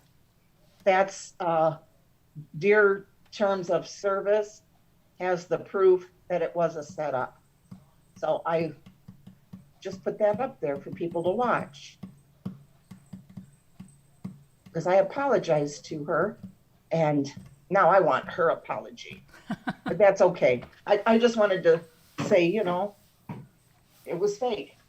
The laughing, you don't laugh and everything, right? No, so everything about yeah, it was... yeah. Sorry, That's all right. Right now, I'm ordering for the shop, so I can't chat, but I hope everyone is having a great night in here. Thank you, Peridot. Hi, Jamie Fogarty. Peridot Eyes. Deborah Vancouver, Dan again.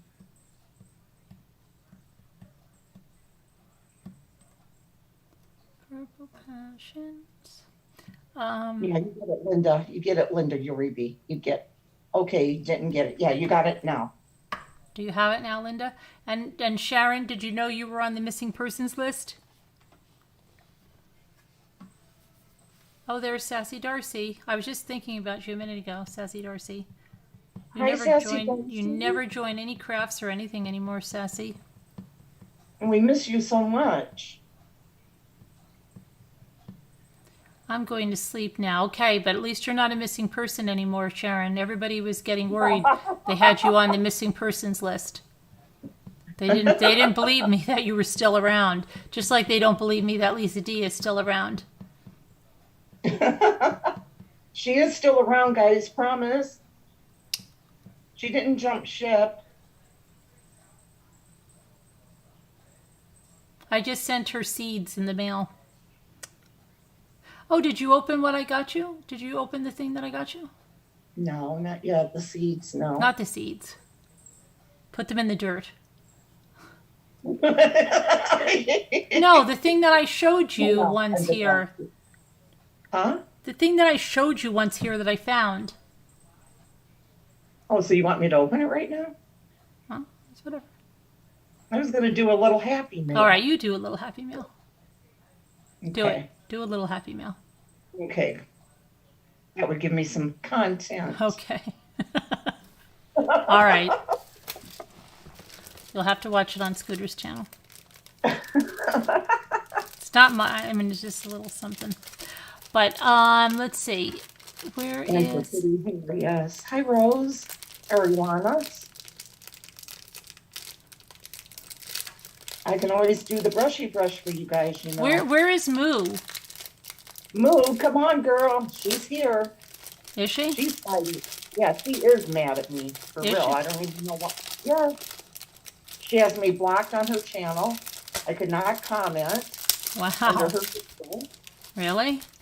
Yeah. She can comment under mine, but I can't comment under hers. Hi, Allie Cattail. Let's watch a muskrat swimming video. Oh, really? Yeah, I tried to get him tonight, but it downpoured as soon as we went to go down by the dock. It downpoured like you couldn't believe it. I'm going to go. I told you I'm going to be there every evening until I find him again. I'm on a mission. My cousin said. Here's what my cousin said. My cousin said he thinks. Did he say okay? There's the muskrat. There's the beaver, but there's also something else. The muskrat, the beaver, the otter. It's not. I love otters. Oh my gosh, I love them. Okay, it was the muskrat, the muskrat, Susie. But I think he said something else. Muskrats. But he said they're really good for the lake. And he said, and you know what he said? He goes like this, but the people over here will probably be like what they do with the beaver. I told you they shoot him dead. So yeah, because they don't want to make him the dams. But yeah, the beaver, they get a permit and they get someone to shoot the beaver.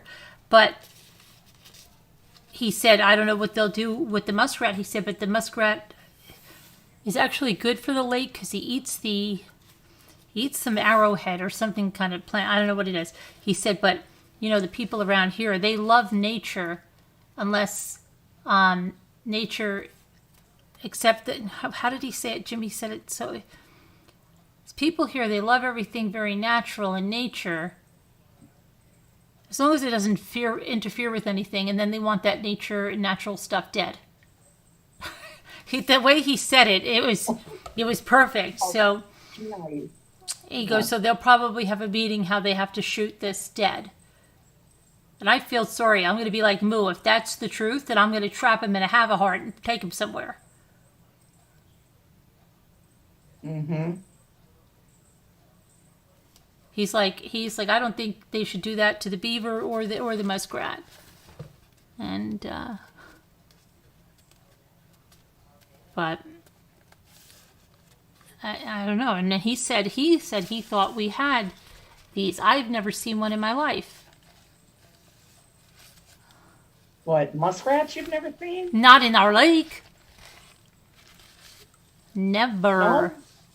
Never. I would be scared to death if I was swimming and I saw that, but I didn't know what it was. I have an idea. You can look up a sushi restaurant DIY dollhouse I want to buy on Amazon and then get the chat to convince me it's so cute. You want me to find one? Sure. Sushi restaurant? I'll find it. I'm really good at finding stuff. That? I can see this. Thank you, Peridot. I'm really good at finding stuff. That is Peridot. Yeah, thank you, Peridot. Sushi. Davida, call in. Davida, everyone thinks you hate us. Please don't hate us. Moo, call in. Tell me why you're mad. I think I found it. It's two. Is it this one? I'll show it to you. I hope that I found the right one. Get a good rest, Tracy W. Yeah, get some rest, Tracy. I hope. Friday. I've never seen Friday. Are they? Friday, I think they're brand new. Oh. I haven't seen them.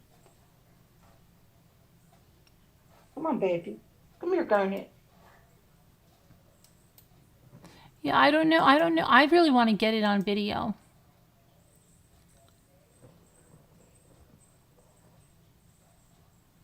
Peridot, I just put the link. See if that's the one. That is so cute how you have never seen a muskrat. All your years of living on the lake. Not there. No, never. Yep. That's amazing. Hi, Justin. Whenever I hear my name, I freak out and think maybe I did something wrong. Justin? Yeah, that would then be like, Justin? Justin Oh, I have a Langevin? deduction problem What? for you guys. Okay. A deduction problem, you know how you like those? Yeah. Yeah. Everybody, get your thinking caps on. Or were Okay. you going to do something right now? No, I'm not. I don't You have put a anything to link in do. the chat. No, I don't have anything to do right now. Okay. All right, let me get it. I have it in that same book. Okay, good. We used to say that. Hold on. Dang muskrat. Hi, Pitbull. Haven't seen you in a while. A lot of people coming tonight that we haven't seen in a Oh, hi, while. Pitbull.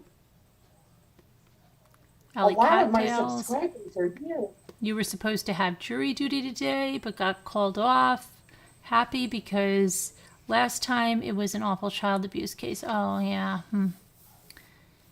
That's pretty sad. Oh, and Candace, you know, the mother, Mm-hmm. my opinion, she's innocent. That's good. Yeah.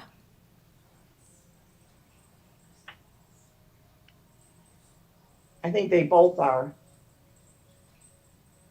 Do you have any idea what might have happened? No. Well, actually, yes.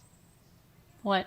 I'm thinking, you know, I'm thinking she was lured away with somebody that she knows. That's all I can think of. You know how they said she was down there in her room in that basement, and then how there's that door there.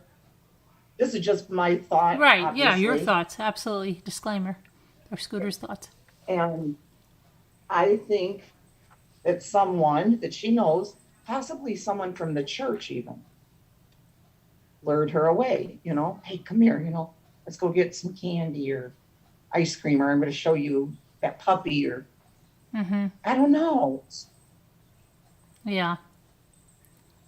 Once I saw the mother in that interview yesterday by the river, I just knew that she was innocent in that. Hi, She made her Christy. story made, you know, a little bit different in there, but Yeah. I really feel that both of them are innocent.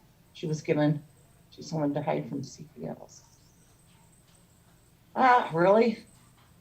Yeah, I don't think that, but that's a thought. I know I did think that. But then I thought,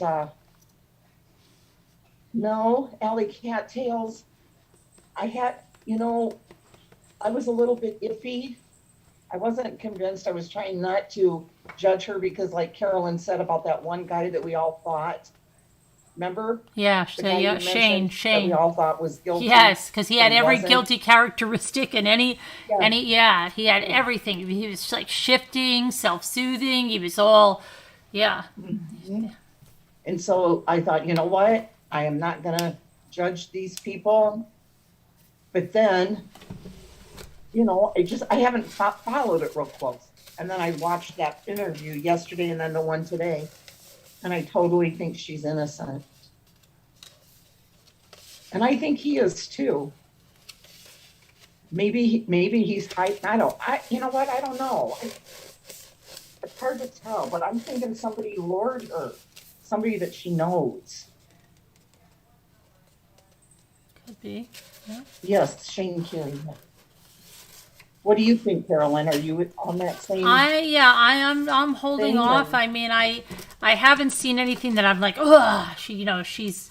I haven't had any of that. Like really. Some things, yeah. There's some things I have questions about, but I don't have any like, wow, like she did that. So I'm holding off until I get some more information from law enforcement.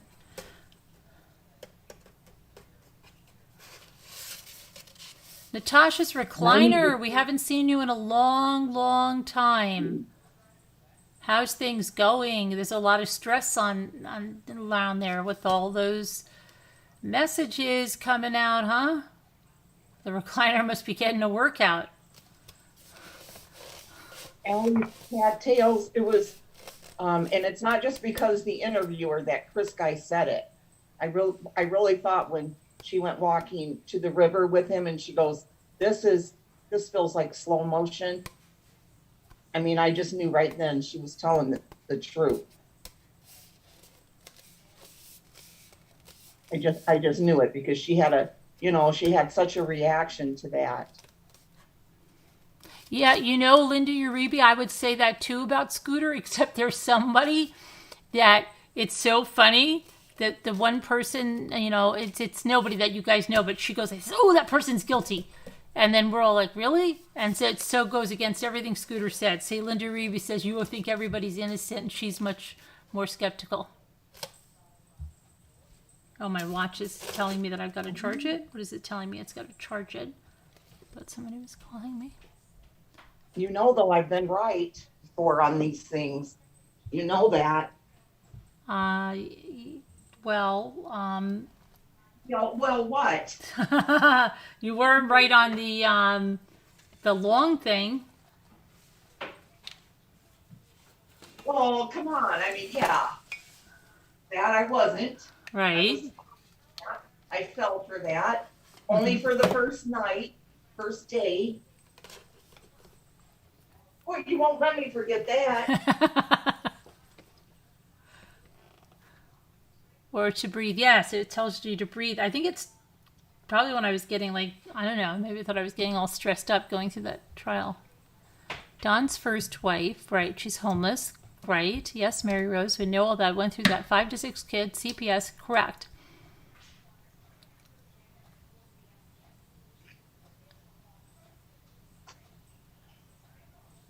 Every time I hear an interview with Candace and Don.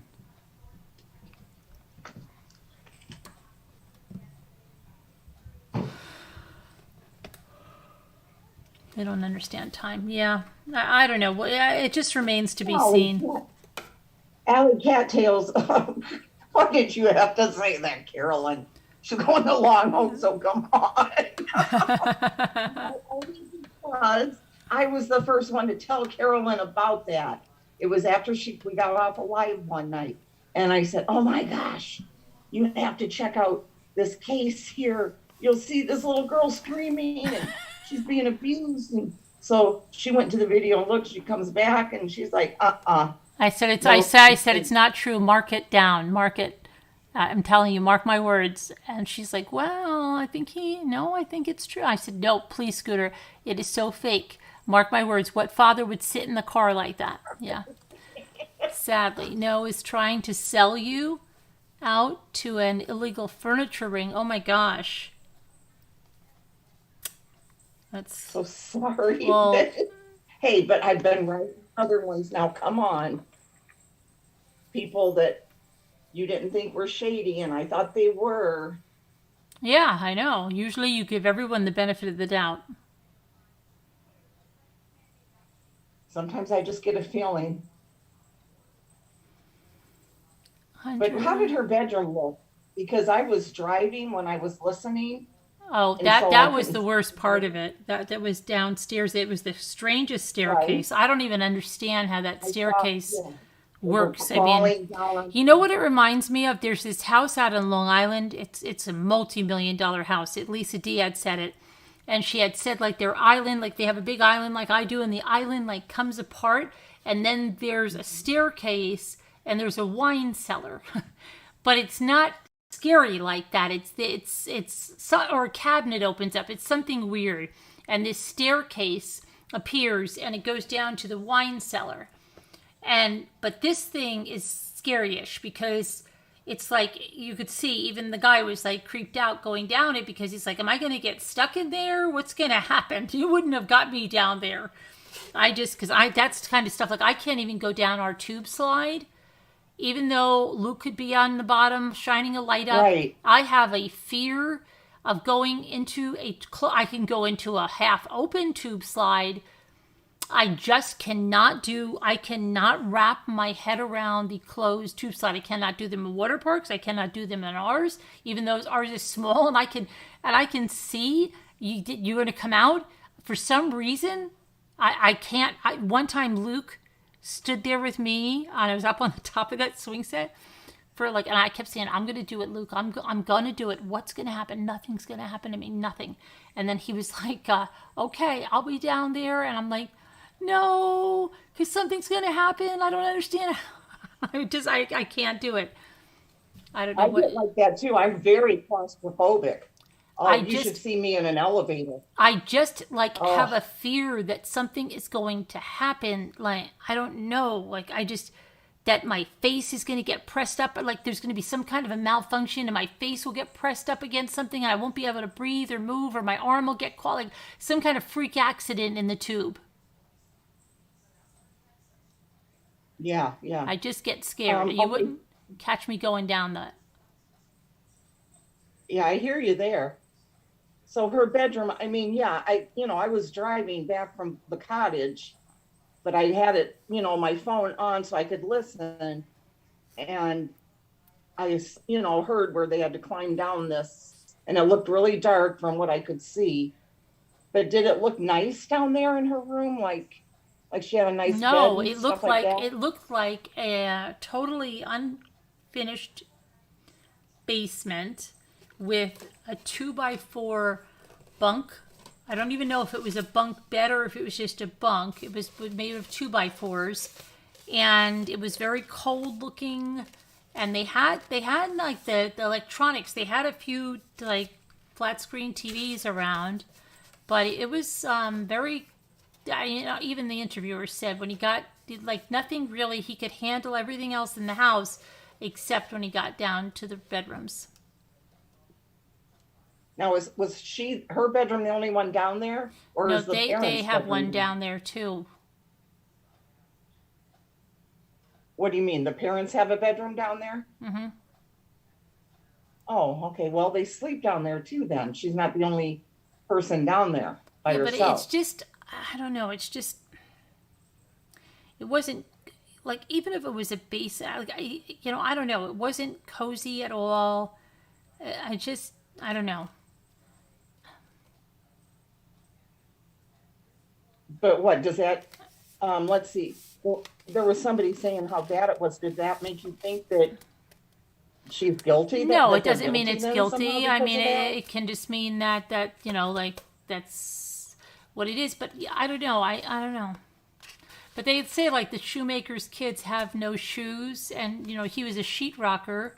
You think even if they did the ceiling, but the shoemaker's kids have no shoes. Yeah. So I don't know. I mean, Hmm. And that's true. Too. That is true. She shared the room with her 9-year-old brother.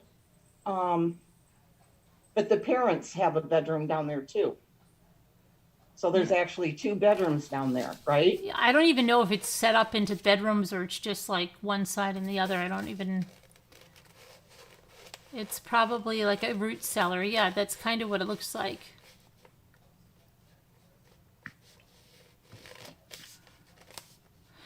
Somebody had said that she had put that place for sale for 70,000. I don't know. I mean, how? I mean, maybe it's the acreage. I don't know how much acreage they have. Maybe it has nothing to do with the house because that. I don't know. I don't know. Well, I'd heard that they did sell off some of the land Did at they? one time. That's what I heard. I don't know how true.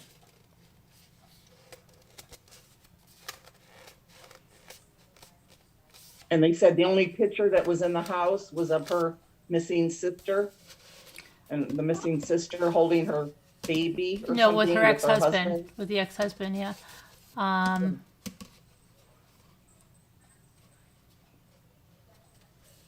But somehow it makes me feel better if the parents had a room down there too. yeah. There was also a set of bunk beds right when you walked in too, like right when you went in through the other door. Basement. Yeah. No, not the basement. Right when you walked in, the door on the main level. In the Okay. back, you Yeah, could see, I see. need You to could watch see. the Yeah. video. Mm-hmm. I could only Three hear through it, three. like I said. But after yesterday, I just felt really bad when I saw her video, her interview.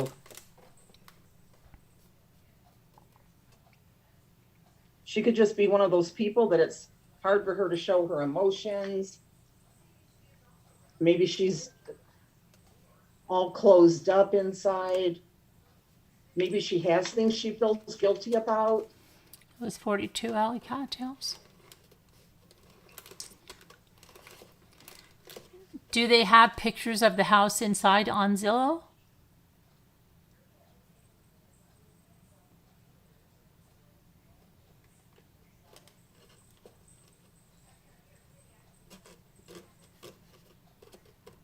But I mean, there's people that's poor. It doesn't mean they're bad people, you know. There's people that can't, No, you know. I mean, no. I don't know Yeah. what. Linda Uribe, or she knows something. She fooled you. What, Mary Rose? You're saying she fooled me? Who fooled you, Mary I don't Rose? think so. I don't think so. Oh, I think she's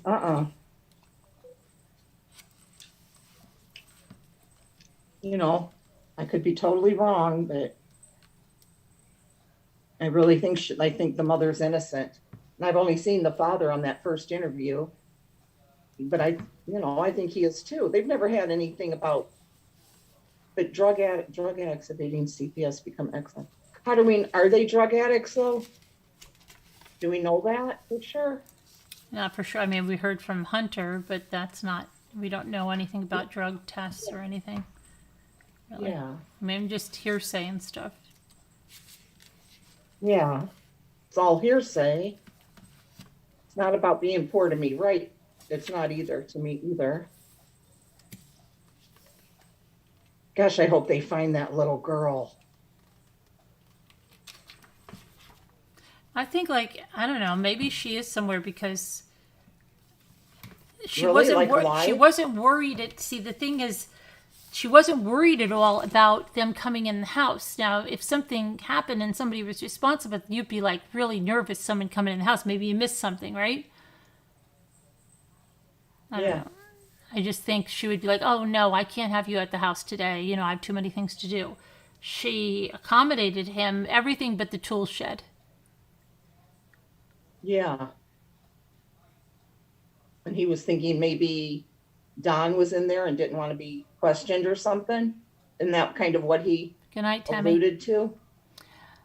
Good night, Tammy. Everything. Would you say? I'm sorry, because I say it again. About the tool shed, didn't that the interviewer allude to Oh yeah, he possibly? thought that he might be in there. I thought more along the lines that there might be something, you know, didn't want them to see, or you know, I don't know. But then again, I'm sure they searched Oh, yeah, right. around, you know, everybody else involved in the case, and that's what I'm just Yeah. saying. So maybe in a way, she is with someone, and hopefully someone good, you know, and still alive. Hi, Sharon. Ciao. Hi, E.F. Hutton Grayson. Hi, Julie Grayson.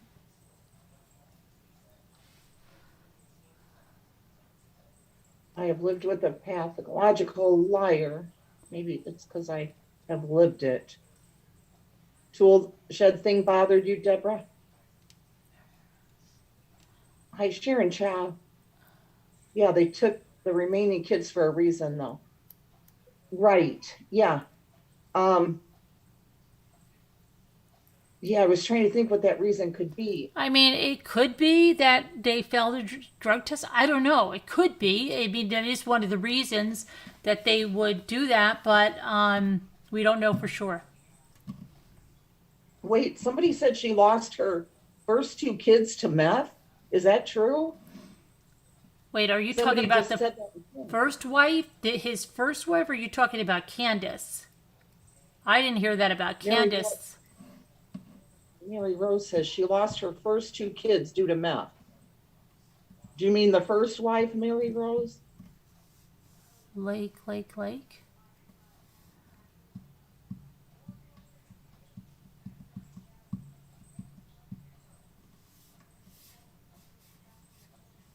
I I think she said he could go in the shed, but not to film. No, I don't think she was like, and then she said no. She didn't even like her kids going in there, she said. She says, Mary Rose says yes. I don't know what that means. Yes. First wife or second? Candace or the first wife, Mary Rose? And where did this come from? Did this come from a real source or did this come from another YouTuber? No, Candace lost her first two kids. Where did that come from? Where's your proof of that? Have you seen a CPS report? Yes, Candace lost her first two kids. Where, Rose, where's the, did you see proof of that or did you just hear it from a YouTuber?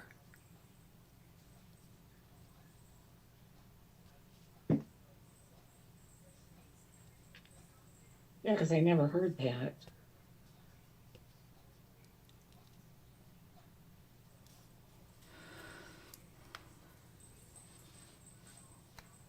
Both of them lost kids. Stepsisters said it. I listened to the stepsister Go on, and I did Linda. not hear her say Candace lost the children because I went over that interview. She said the first wife did. That's what I heard. That the first wife had children before the youngest two with that were Donnie's first two.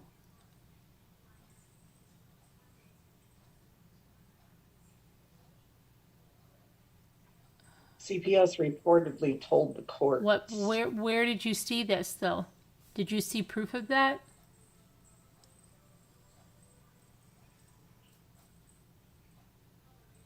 Alicia Bisa. Bisa. Because I didn't hear the stepsister say it. You sure it wasn't Allie that said it? I heard her say it about the first wife.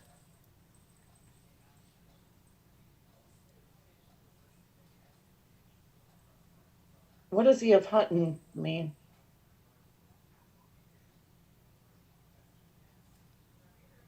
Who is smiling Robin? Are you talking about the Sunday school teacher, Julie Grayson? See, there's so many actors in this that I don't know of yet. She's stuck in a YouTube. How would you know? I'm confused. Yes, it was from a family member. Oh, yeah. Said, Well, after summer, adopted out. yes, that I heard. That I heard about after summer, but I did not hear any before.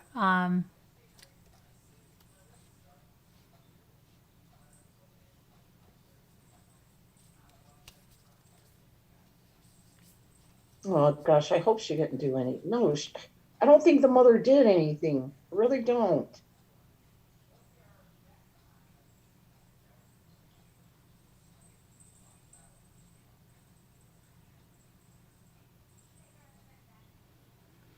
In an So, article I her just mother read, was in it. Dawn said that they took the kids because of his drinking.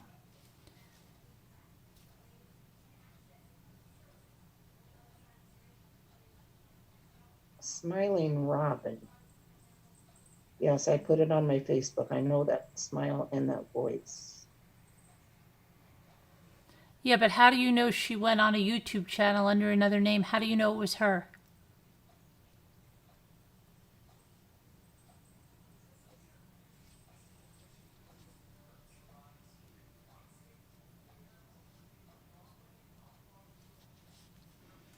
Yeah, but Julianne, if it was an accident, why make it look like like a crime? Do you know what I mean? They say sometimes people panic and somebody says, that maybe what if the accident happened if somebody was on drugs or something and then thinking that they're going to get charged, they're going to do a drug test and then I'm going to go to jail. So maybe you have to cover it up and, that could be a possibility, but we don't know that. Right.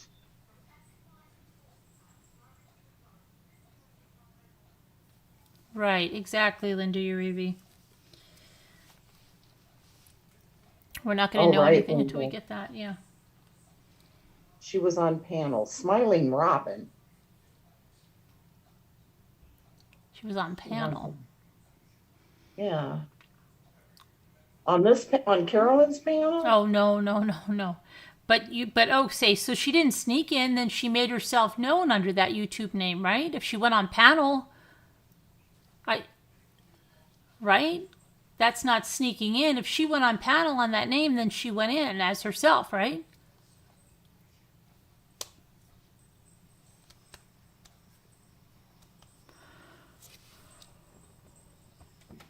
Parents involved. Could have been accidental. Candace and Don's story. Oh, did they interview her mother? Was her mother? Yeah, her mother was still there because, No, she wasn't. right? Nope. Huh? Sure, her place was supposedly, allegedly locked up, and she was gone, gone, gone, Yeah, gone. but her mother was there that day that she disappeared. So they never interviewed the mother. She left that Oh, I soon. don't know. It's a TBI. FBI might have. Of course, I probably think they would, but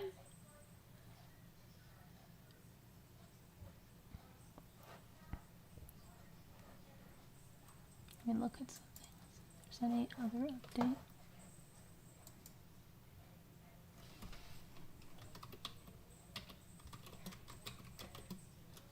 Yeah, we are going to speculate.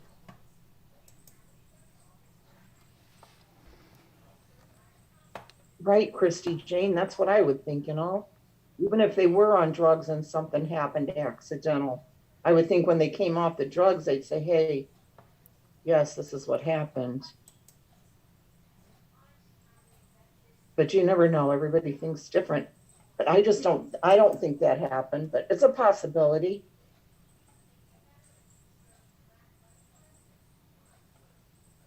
No, she did not make herself known. She said her name was Brianna. I believe Candace suffers from PTSD, and is very afraid of Donna. She was with her on the day she disappeared. Right, Sharon. So that's what I'm wondering. I'm sure the detectives would have spoke with her, right?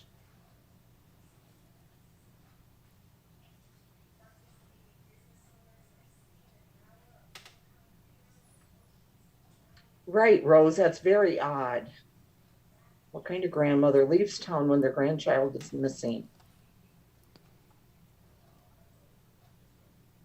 That is true. That is such a good point. I What? didn't even look at it that way. What'd she I say? guess she said, what kind of a grandmother leaves town when their grandchild is missing? Somebody said something about she had to clear her back. She had to go somewhere. Um,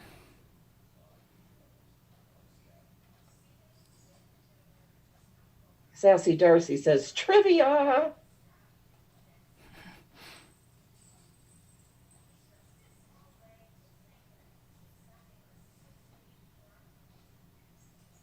Linda Uribe, a grandmother that knows too much.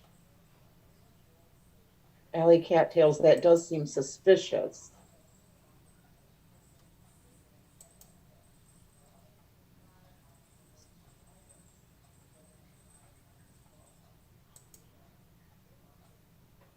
You would think, yes, Sharon, wouldn't she be there to support Candace? Hi, Tina Bina. Has anybody thought of the possibility that the boys are with the grandmother? Well, no, because they really are in CPS custody, Gail. They actually went to court today, juvenile court.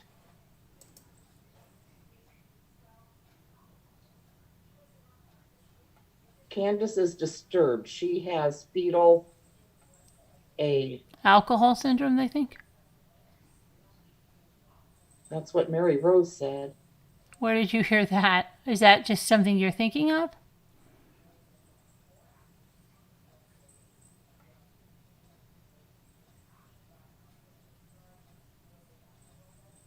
Yeah, Allie, CPS already took the boys. That has been confirmed.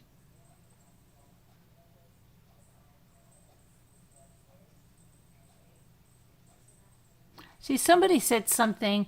They said, "Did we never?" I mean, law Maybe enforcement must have the video of them going through the Walgreens drive-through to pick up the prescription. I'm sure that law enforcement has that, yes. and the Sonic, Right. right? Yeah. And Sonic, and so they have all that we haven't seen. Yeah. That's what I mean. Law enforcement has a lot of stuff. They said they went to all these places. Now maybe the hippie shop is just like a little middle of nowhere, may not have cameras, but the Sonic is going to, and Walgreens drive-through will, and show about the car. And the grocery store. And the grocery store should as well, yeah. The grocery store. And that's what I'm saying. And they would see like when she came in and when she left and how long they were in the car. So you've got to remember that law enforcement has all that. And we don't have it. Right. Yes. Yes. As well as the hospital when she picked up her mother at the ER. Yeah. Right. Yeah.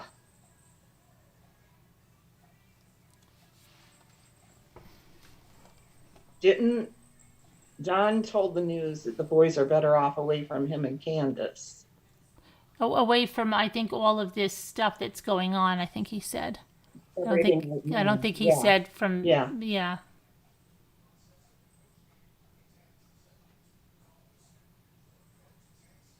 Okay, Lacey Alice. Hi, Lacey Alice. Hi, Haven't Lacey seen you Alice. yet. My first and only comment on this. Don and Grandma are close to same age, closer than Candace and Don. Don and Grandma, partners in crime, in Rose and Summer's disappearance. Oh my gosh, that just gave me chills. Yeah, I don't think her sister's disappearance has anything at all to do with this. Because she didn't even know Dawn at the time at all. This is a long time ago, and it was in Wisconsin, and her sister was married and had children and was living with her husband. Yeah, I don't think it has anything to do with this. Yes, could it be a strange thing? Yeah, it's a strange thing, but could it be unheard of? No. There's things that happen where families have two sets of twins that are running the family. There's weird things that happen sometimes in twos. Right. I mean, it's just I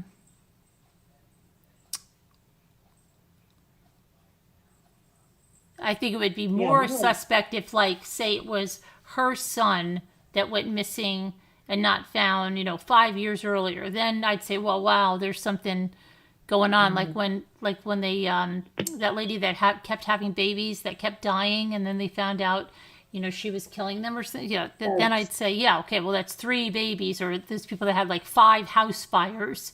Yeah, there might be a connection that maybe something to look into. But I don't see a connection in her sister, because I went through the details of her sister's disappearance, and it doesn't seem to me to be at all connected to Summer. Sorry, that's my opinion. Right. Hunter was her babysitter to sit in the car. And remember, in his interview, he said that they were in there an hour grocery shopping. Yes, but then he said like it wasn't that long, but then he said an hour. Yeah. And she said like 5 minutes. She but said I believed 5 her minutes. account. Yeah. I believed her account more than I did his. My opinion. Yeah. Yeah, there was something, I don't know, when he was talking. But he's a young kid, Yeah. And the way he did those yawns, I don't know. That just struck me as odd. But then he also said like he was up all night, so it makes it sound like he's like up all night, and then he went out, so I don't know. Yeah, but those sounded like those fake yawns that people do. I knew a lady that did that all the time, and it drove me nuts. Why do you think she did that? She worked with my mom. I don't think I don't know. How do you know she was my mom's friend? My mom started doing it for a while because they worked together, and I'm like, no, but see what happens? No, when somebody yawns in front of me, it's like contagious. It's not like you even try to do it. If you start yawning, then I can start yawning. If you would sit there and have a conversation with her for 45 minutes, she would yawn every 1 to 2 minutes, just going. They were like so fake, you know. Yeah, Oh, I don't know. I mean, I I can't just recall seeing somebody fake yawn. Like, why would they fake yawn? I can't think of that. Maybe it's I a tick. don't know, but Is she yawning? did. Somebody said yawning is a tick. If yawning is a tick, maybe. I know people that like, like they like snort in like She would the only do it at work. I only saw her doing or it they at work. clear their throat obsessively. But then a lot of those people that clear their throat obsessively, they have acid reflux, and they're like, like Well, I do that. Yeah, right? I do So, that. I mean, somebody could say, oh my gosh, but sometimes, Yeah. is that nervous? But I guess there's, I knew a lady that they have a certain way of speaking, and I think she was from Canada, but everything she said, she would say, and it was, every 2 minutes, like, you'd say, well, what kind of dog food should she worked at the pet store? I'm not joking. Because, like, and everybody talked about it. My sister would say, like, did you go over there? And I said, yeah. And who helped you? And she goes, oh, the lady, the one, yeah, no. Because she would say that about everything. She'd say, Right. let's just say, hey, do I get this dog food? Yeah, no. What kind of dog do you have? And then you say, yeah, no. Scotty's really like, yeah, no. This dog food over here, yeah, no, it's really good. Yeah, no. She just sips, yeah, no. It was like every 3 words she put that in there. So I guess in the way someone could use, Did you say she was from Canada, or did I yes, just throw yes, that in my head? yes, it was. And she Okay. would say, yeah, I know. Um, and it was like, and then all you'd be thinking when you're talking to her is, okay, I know the next yeah no is coming. I know it's coming. There it is. And then you'd be like, okay, another one's coming. That's all you could think about is the next yeah no. Yeah. Yeah. Yeah.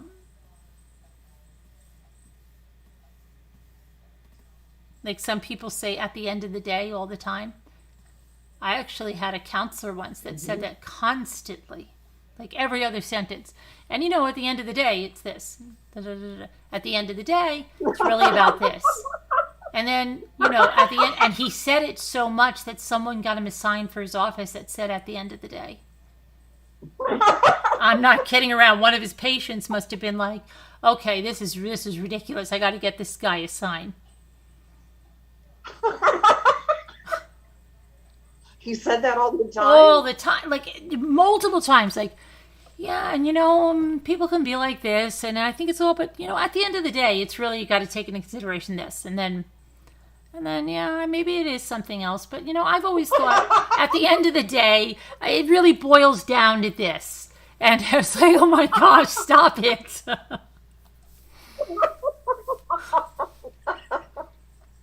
How could you even listen to what he was saying? No, Or but did you I'm keep saying waiting after for a him to while, say it? that's what happens. Like the lady, I couldn't, I don't know how I could like seriously have a conversation with her all the time because I'm just thinking about the no. It's like, oh no, we're due for another no. Like when's it gonna come? Like, there it is. Okay. Oh my God. But it's bad when you go like, who waited on you? And then they say, oh, the lady that always says, yeah, no. It's, can't help it. Oh my gosh. And some people say, do you want to know something? Yeah, I know. Oh my goodness. The way people use like and Oh kind my of every God. other word, right? And what's the and then everybody would say, what was the word when we were kids? People would say right, right. I went here, right, and then I went here, right, and then I went here, right, or what is that? Is that the one they used to say? Or because my mother used to get nuts. There was like one. Hey, Lex, would you mind grabbing me a water? To be honest, I can't stand that, Julianne. When anyone that grates on me when someone says, to be honest, or I let don't me like be that honest, or either. I have to be And to be honest with honest, you. It means you're a liar all the other time. Once I hear that, I'm like, oh gosh, run away, run. Because why? Like honestly, I and let me tell you the truth about that. I'm going to tell you honestly. Why do you usually talk? You usually lie to me. I can't stand it. I honestly Like have to somebody just say, said literally. what? Literally, yeah. They'll go Yeah. literally. Some Yeah, people they'll go, my some words people, literally. it's like Jimmy said, I worked with a lady that got a hold of the word subsequently, and she must have thought I sound extremely smart with the using the word subsequently. So it would be ridiculous. And I would come home from work and I would tell a story about this, and Jimmy would say, and subsequently, she then what? Because it's all she would say. She would try to fit it in so many times. And I was thinking, like, to her, and her name, I'm just going to call her Julie. Julie, maybe if you're learning word power or something, maybe switch it up every week and get a new word and then add to it, right? So you have subsequently and then you'll have another word. And you don't have to use just subsequently all the time. Because sometimes she used it incorrectly, but it just to use it. Or you know what I mean? Yeah.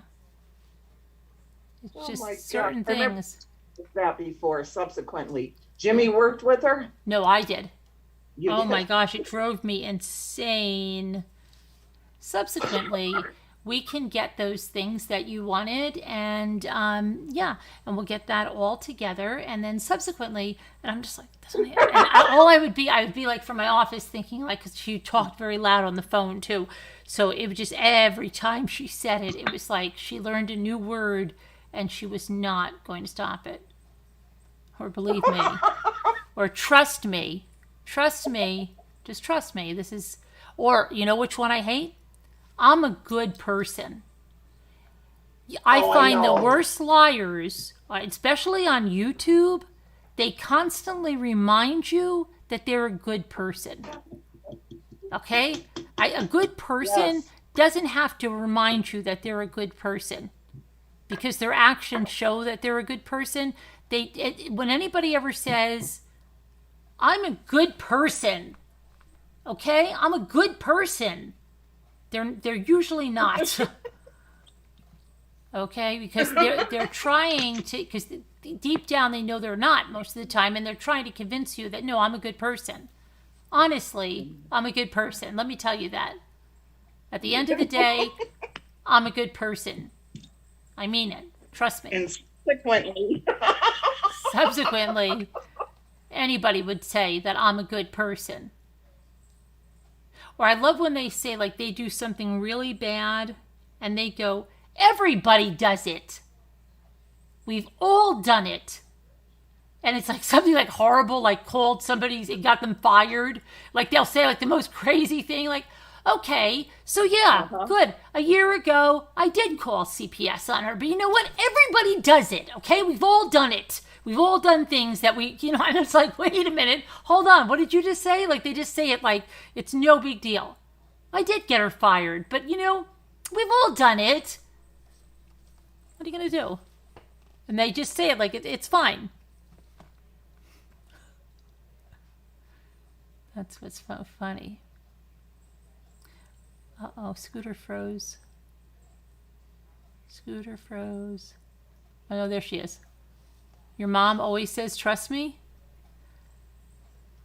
It's not like 100%, Gail. Some people do say, maybe they say honestly once in a while, but these people say it all the time. You have a habit of saying technically? I remember my cousin telling me when I don't know if we were young kids or if we were teenagers. I know, and we've always been best friends. And she said, "You always say the word plus, Plus? plus." Yeah, Oh, she goes, like "You always say plus." in the way, like I went to the store and how would you say that? I guess instead of and, I guess I was saying plus a lot. I'm just trying to, plus. Oh, plus, I got these on sale. And plus, I got that on sale. I don't know. She said I just say plus a lot. I don't anymore since she told me that.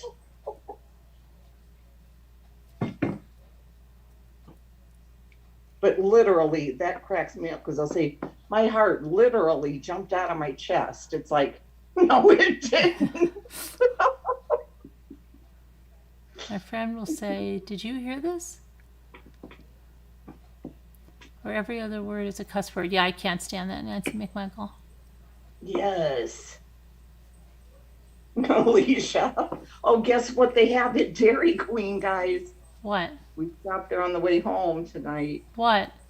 It's, you know how they have the chicken strip basket? Yeah, I guess. I don't have a Dairy Queen near me anymore, but yeah, I guess. Well, now they have Rosseteer. Oh, really? Yeah. Did you I tell can't Bonnie? believe- Did you tell Bonnie? Not yet. No, I gotta tell her. Rosseteer style. You sure? You sure, Scooter? Like the Like look. the- Do you want to hear something? Yeah. Do you want to know something? You want to know something? I'm trying to think.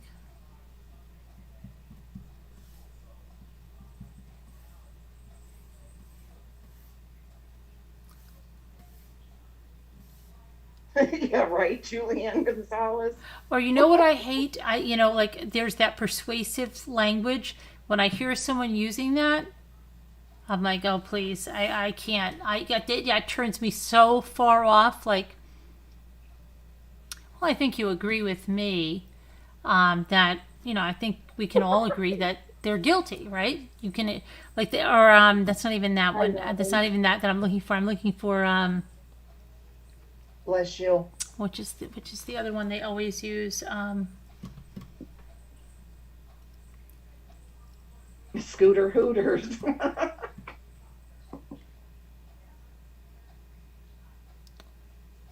Oh gosh, what is the phrase that I'm looking for? That at the minute I hear it, I'm like tuned out. Um, People say, "Listen." Yes. Yeah, listen. There's a lot of YouTubers that do that just on purpose now. Listen, listen. Hi, Sally Ann. Robin.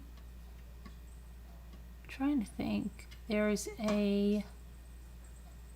What is the other one that I? Remember my younger sister? I told you how she. Yes, married the feasible. Yes, I. Oh, you remember? I that. do remember. But there, what is the one oh my gosh, it's on the tip of my tongue. It's I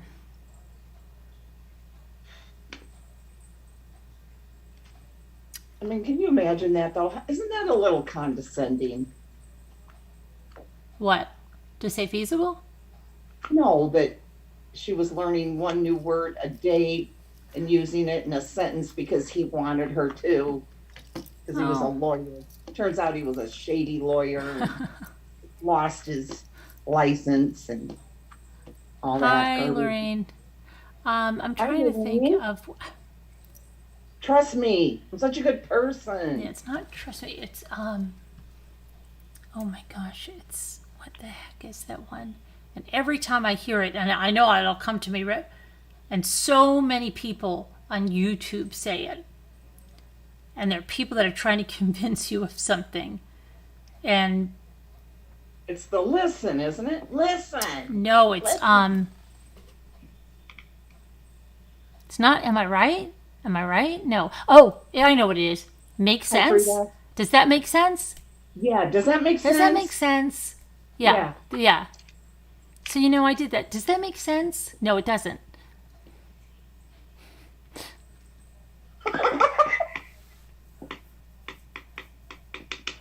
Can you, on your next video or whatever, can you like try to use the word feasible as many times as possible? Yeah, trust me, and then or like they just like gloss over. I think you'll agree that that's what happened right here. I mean, there's no other conclusion, right? I think you'll agree with that. Yeah. But at the end of the day, At the end of the day, I think we can both agree. There's no question what happened. It And then makes sense. Doesn't that subsequently, make sense? I think that makes sense to all of you. There's really, you know, there's no feasible there's no feasible alternative for what happened here. Everything points to this. I think you'll see. And look, I'm telling you this honestly because I'm a good person and I have a really good heart. And to be honest, you know, I mean, you could not believe me, but I think you'll agree it makes sense.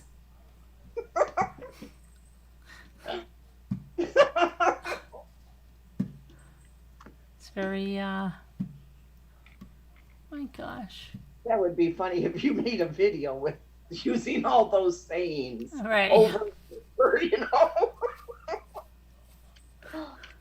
know. Literally, at the end of the day, I ask myself, have I been a good person today?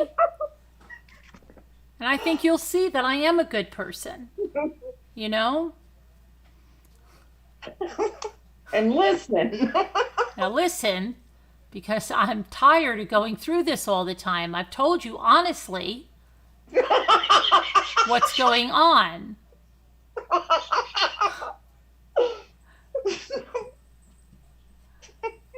Oh, right? Yeah, like that's what that was popular, really popular in the 70s. Like, wasn't it right to say right after everything?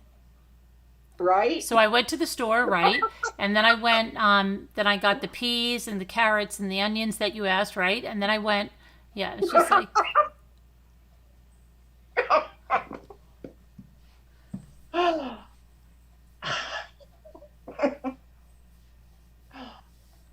At the end of the day, I hate when folks keep asking, farted, Tina,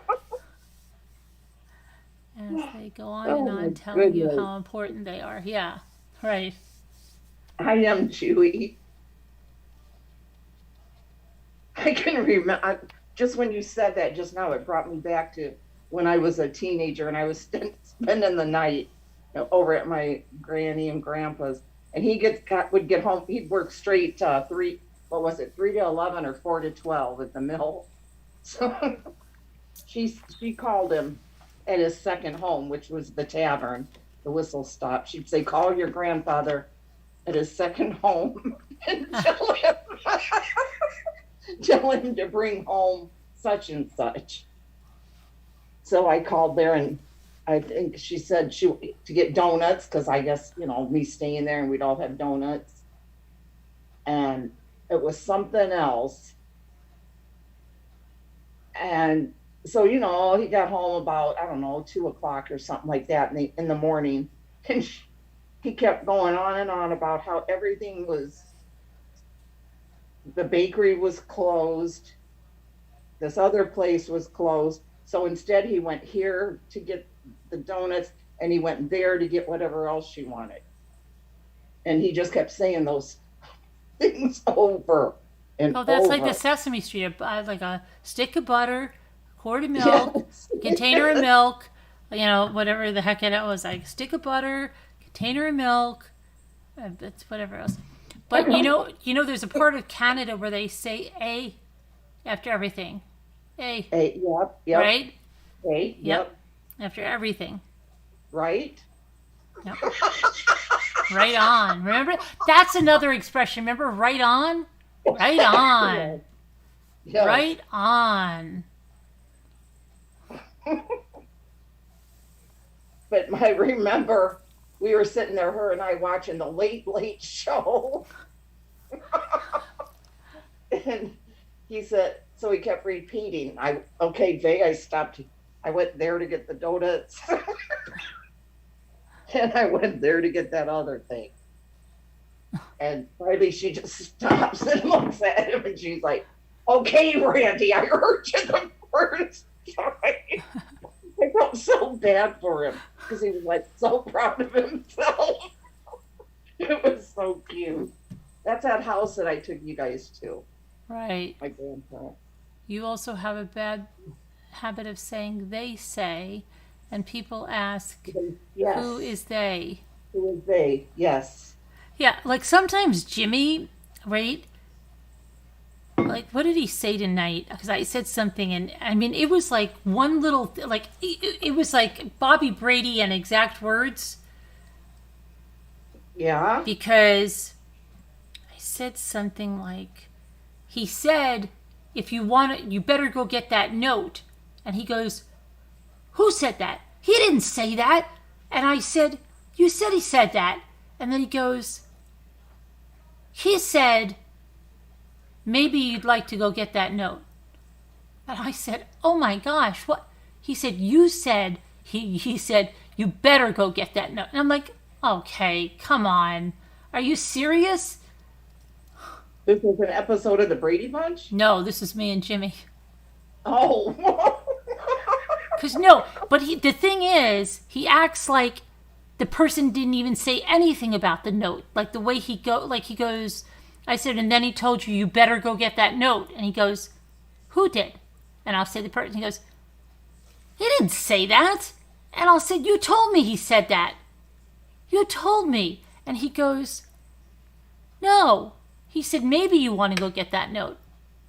And I'll be like, oh my gosh, are you kidding? Really? You acted like he didn't see anything about the note. And I'm not good at, I'm not good at remembering exact words someone says to you. I can give you the gist of what someone says, but I'm not going to give you the exact verbatim words that someone says. Okay, so if you told me, like, run to the store and get the lemons, and I really need 5 lemons, and then I'll be like, oh yeah, well, she said I should go to the store, she needs 5 lemons. You know, maybe I'll remember, maybe I'm not going to say it verbatim, but he's acting, and I don't think he usually does, but he acted like, my gosh, he remembered verbatim what the person said. And especially if someone's like yelling or something at me, I tune it out. Like, I can't even remember. I can tell you the gist of what something was about, but I can't tell you. Some people, like if you see Jodi Arias, like she could go through every little thing. I could never do that. I can't give you verbatim, especially if it's heated or people are yelling at each other. I can say, yeah, they were arguing over whatever, who kicked in the front door. But I'm not going to remember every little word someone said. Because it's like, once there's like chaos and stuff like that, it goes right out the window with me. Yeah.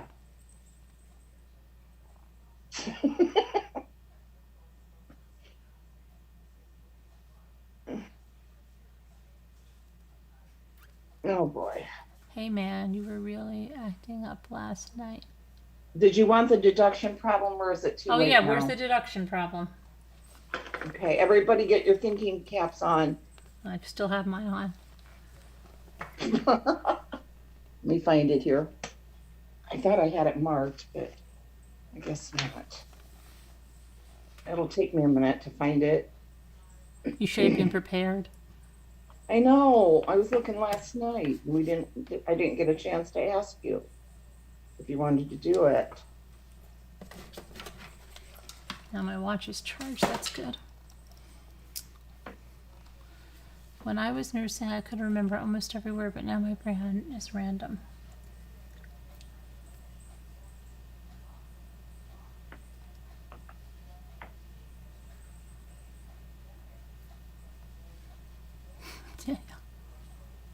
One moment.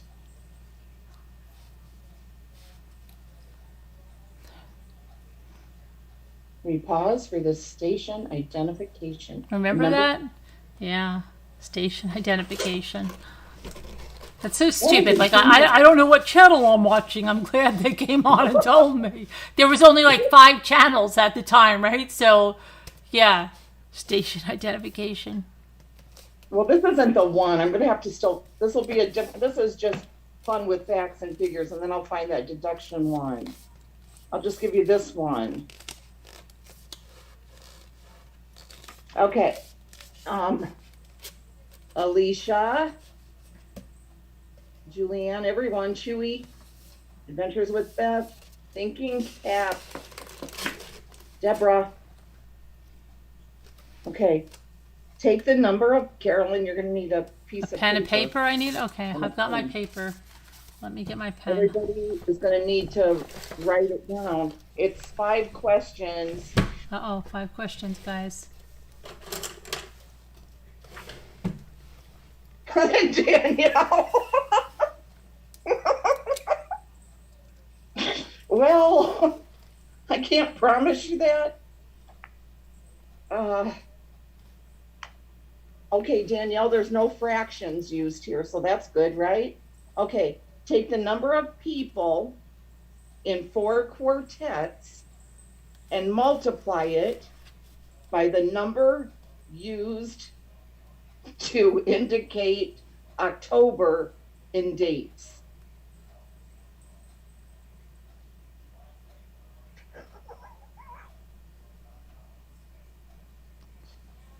$160, right?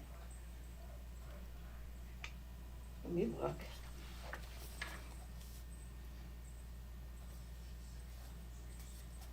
We're not so, I don't think we're supposed to do it until the end, giving answers. Oh, okay, sorry.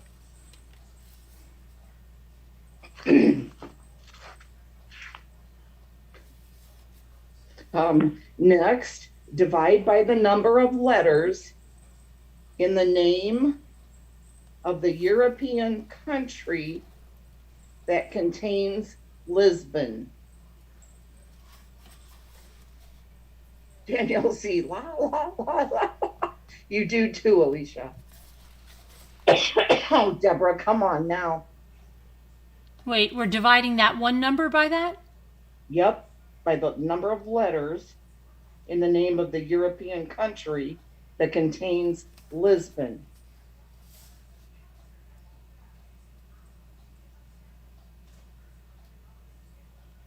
Good luck with that, because I can't think what country that is. Lisbon, Lisbon. Lisbon. You still there, Scooter? Scooter, are you there? Yeah. My electricity, gosh, I got so scared. My electricity went out for a minute and then it came back, but are we still, I don't think, are we online? Oh, wait. I don't know if we're online anymore. It's buffering. It went to the blue screen. Look. Wait, let me put us back. Maybe I just have to, Okay. hold on. Let me see if let me Okay. go. How do I get exit full screen? Let me move us back there. Hold on, guys. So Are we now it back says we now? are here. Yeah, she says we're here. They're saying we're That's here. so Like, weird because my electricity clicked off and I don't know how it didn't end the live. That's so weird. We're back? still the blue screen though. No, wait, give it a minute. Okay. Maybe we'll come back. Yep, we're there. That's so weird that it didn't click off. I got scared. I thought somebody cut the wire and was going to kill me. Chewy gum, yes. Thank you, blue screen.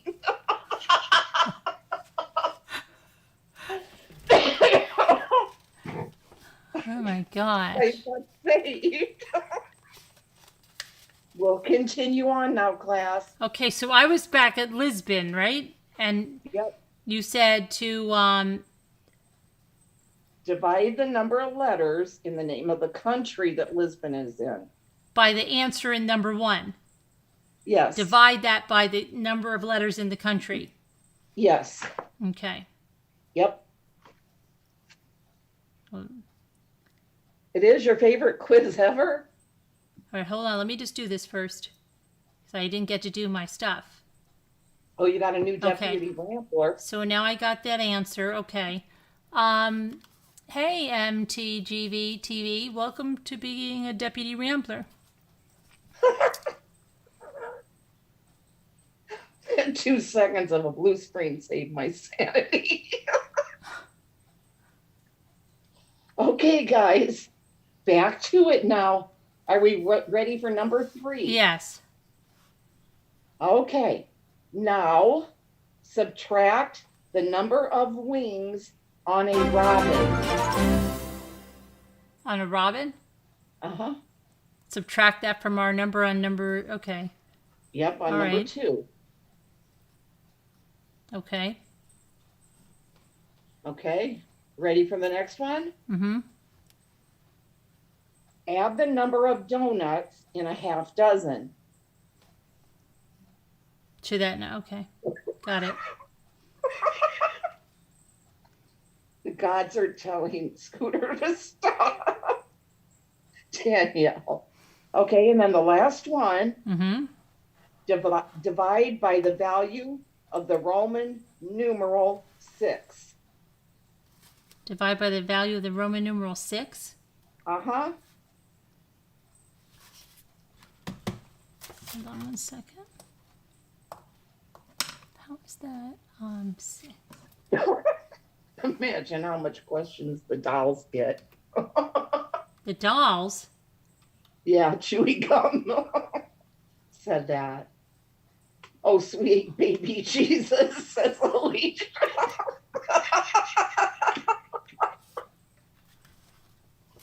Okay, hold on. Danielle, let's take Grandma's book. Danielle's yelling for you to take my book again. Jesus, take the wheel. This hurts. This is punishment so we won't get out of line again. Okay, are you ready? Hold on 1 second. What was question number 4? Number 4, Yeah.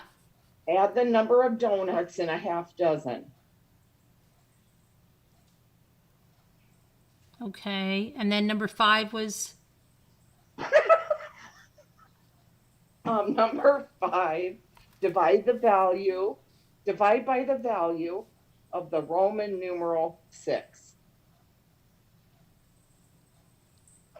wait, And I divide haven't by the before. value. No, but I think you're not supposed to say 6. You're supposed to probably say you just probably show a V1, right? Yeah. Yeah, okay. So you weren't supposed to give us Yeah. that answer, but okay. Yeah. All right, so let me see here.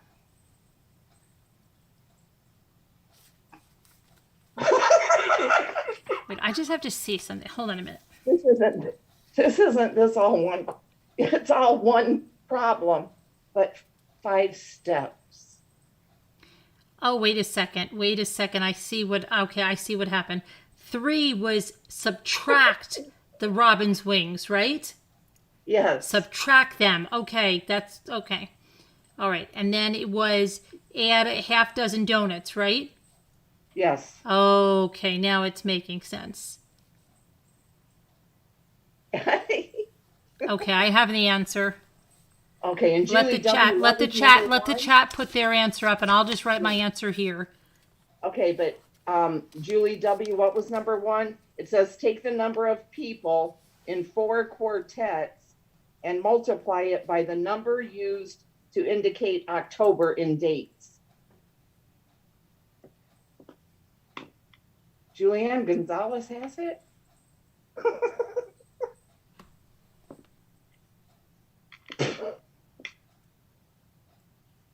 Oh, Julianne Gonzalez, you have it, actually. Wow, we have some good ones in here. Bunch of you got it. You guys are good.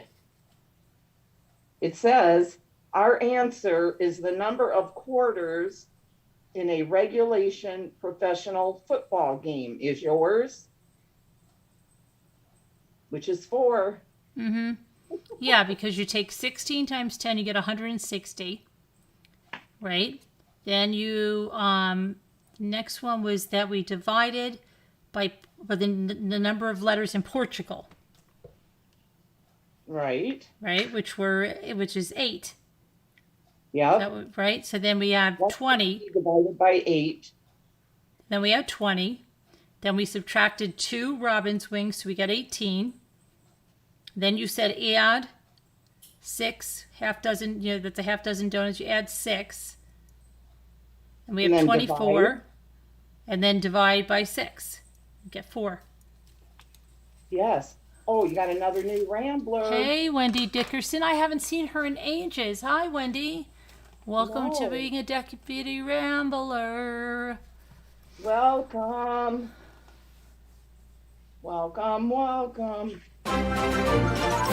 Did everybody get the right answer?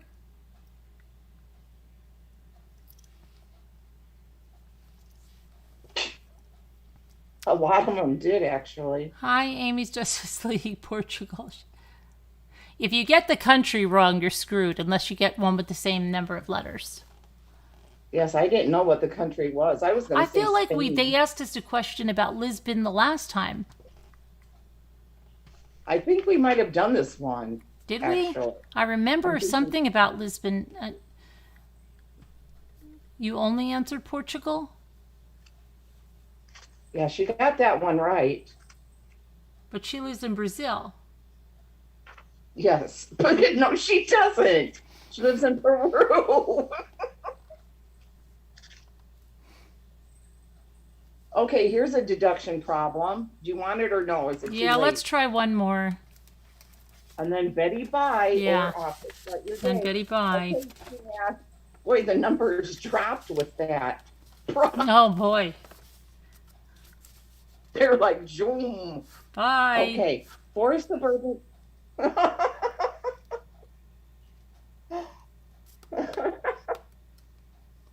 Okay, here we go, guys. Did you see what Danielle said? Oh yeah, Wendy. Thank you. Danielle, let me see. And of course, Scooter's internet is fine tonight. Well, she's back home where the internet is good. One more for the night, one more for the road, guys. Got to keep working that brain. Come on It's now. good, yeah. Work that brain. Okay, here we go. Four suburban dog owners who live in an apartment building Mm-hmm. are fortunate to live next to a park where they can walk their companion animals. On a recent morning, Leonard and the other three took their pooches for walks before heading to work. Each person went at a different time. Right. Okay, including 5 o'clock, 5:30, and 6 o'clock. And no two own the same breed of dog. One Right. has a one has a poodle. While in the park, each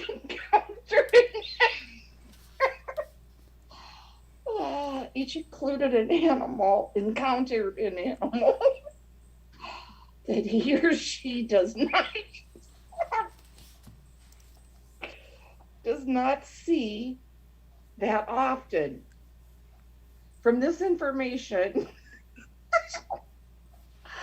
and the clues below, can you determine each person's dog, critter, he or she encountered? What? And you wanted to be a teacher, you'd have to read that without laughing. Maybe this one is for too late at night. Maybe. I was writing it down. I had Leonard and three others, 5, 5:30, and 6, and I had a poodle. But I don't know. You didn't finish. Dave is still in Buffalo. He stayed for a night. Oh my goodness. Look, Do you the want number me the to? numbers went up. The numbers went up. They want the problem.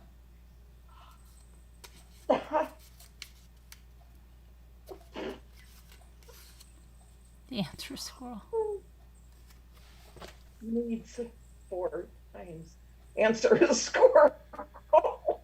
Something about a poodle. Kevin Leonard has a poodle. He really does. Does he? So He really, does. he does. Yeah, he does. He has a I toy think he poodle. does. He has a toy poodle or a standard poodle or a miniature poodle. I don't know, but that does sound familiar. For real. Really? Yeah.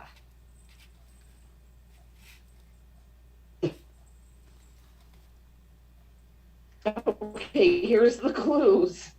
Okay. The four the four pet owners are in no particular order. The collie owner, the one who encountered a raccoon, the one who went walking at 6:30, who isn't the person who saw a porcupine, So, oh, wait. and, Some. and Jacob. Wait. Jacob is another one? Yeah. And, okay, so we have Leonard, Jacob, and then we don't have the other guys' names? Uh, But what's the question? well, number two, well, because you have to, from this information and the clues below, can you determine each person's dog, critter he or she encountered and time? And then number two, there's 3 clues. Okay. We shouldn't be so overcorn sake. You better be listening and laughing. Okay. Okay, number 2.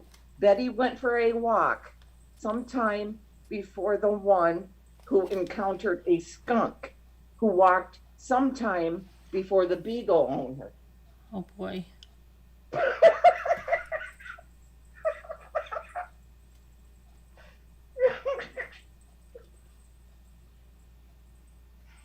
Oh my goodness.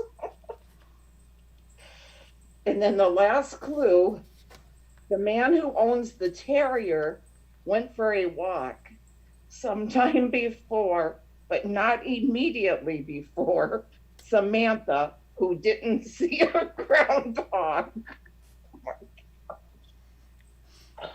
Oh my God. I think we're going to have to sleep on this one. Yeah, I think so. Oh, hi, Amy's Justice League. Hi, Amy's Justice League. DeVito, I don't know where you are, DeVito, but you better get your butt together. Yes.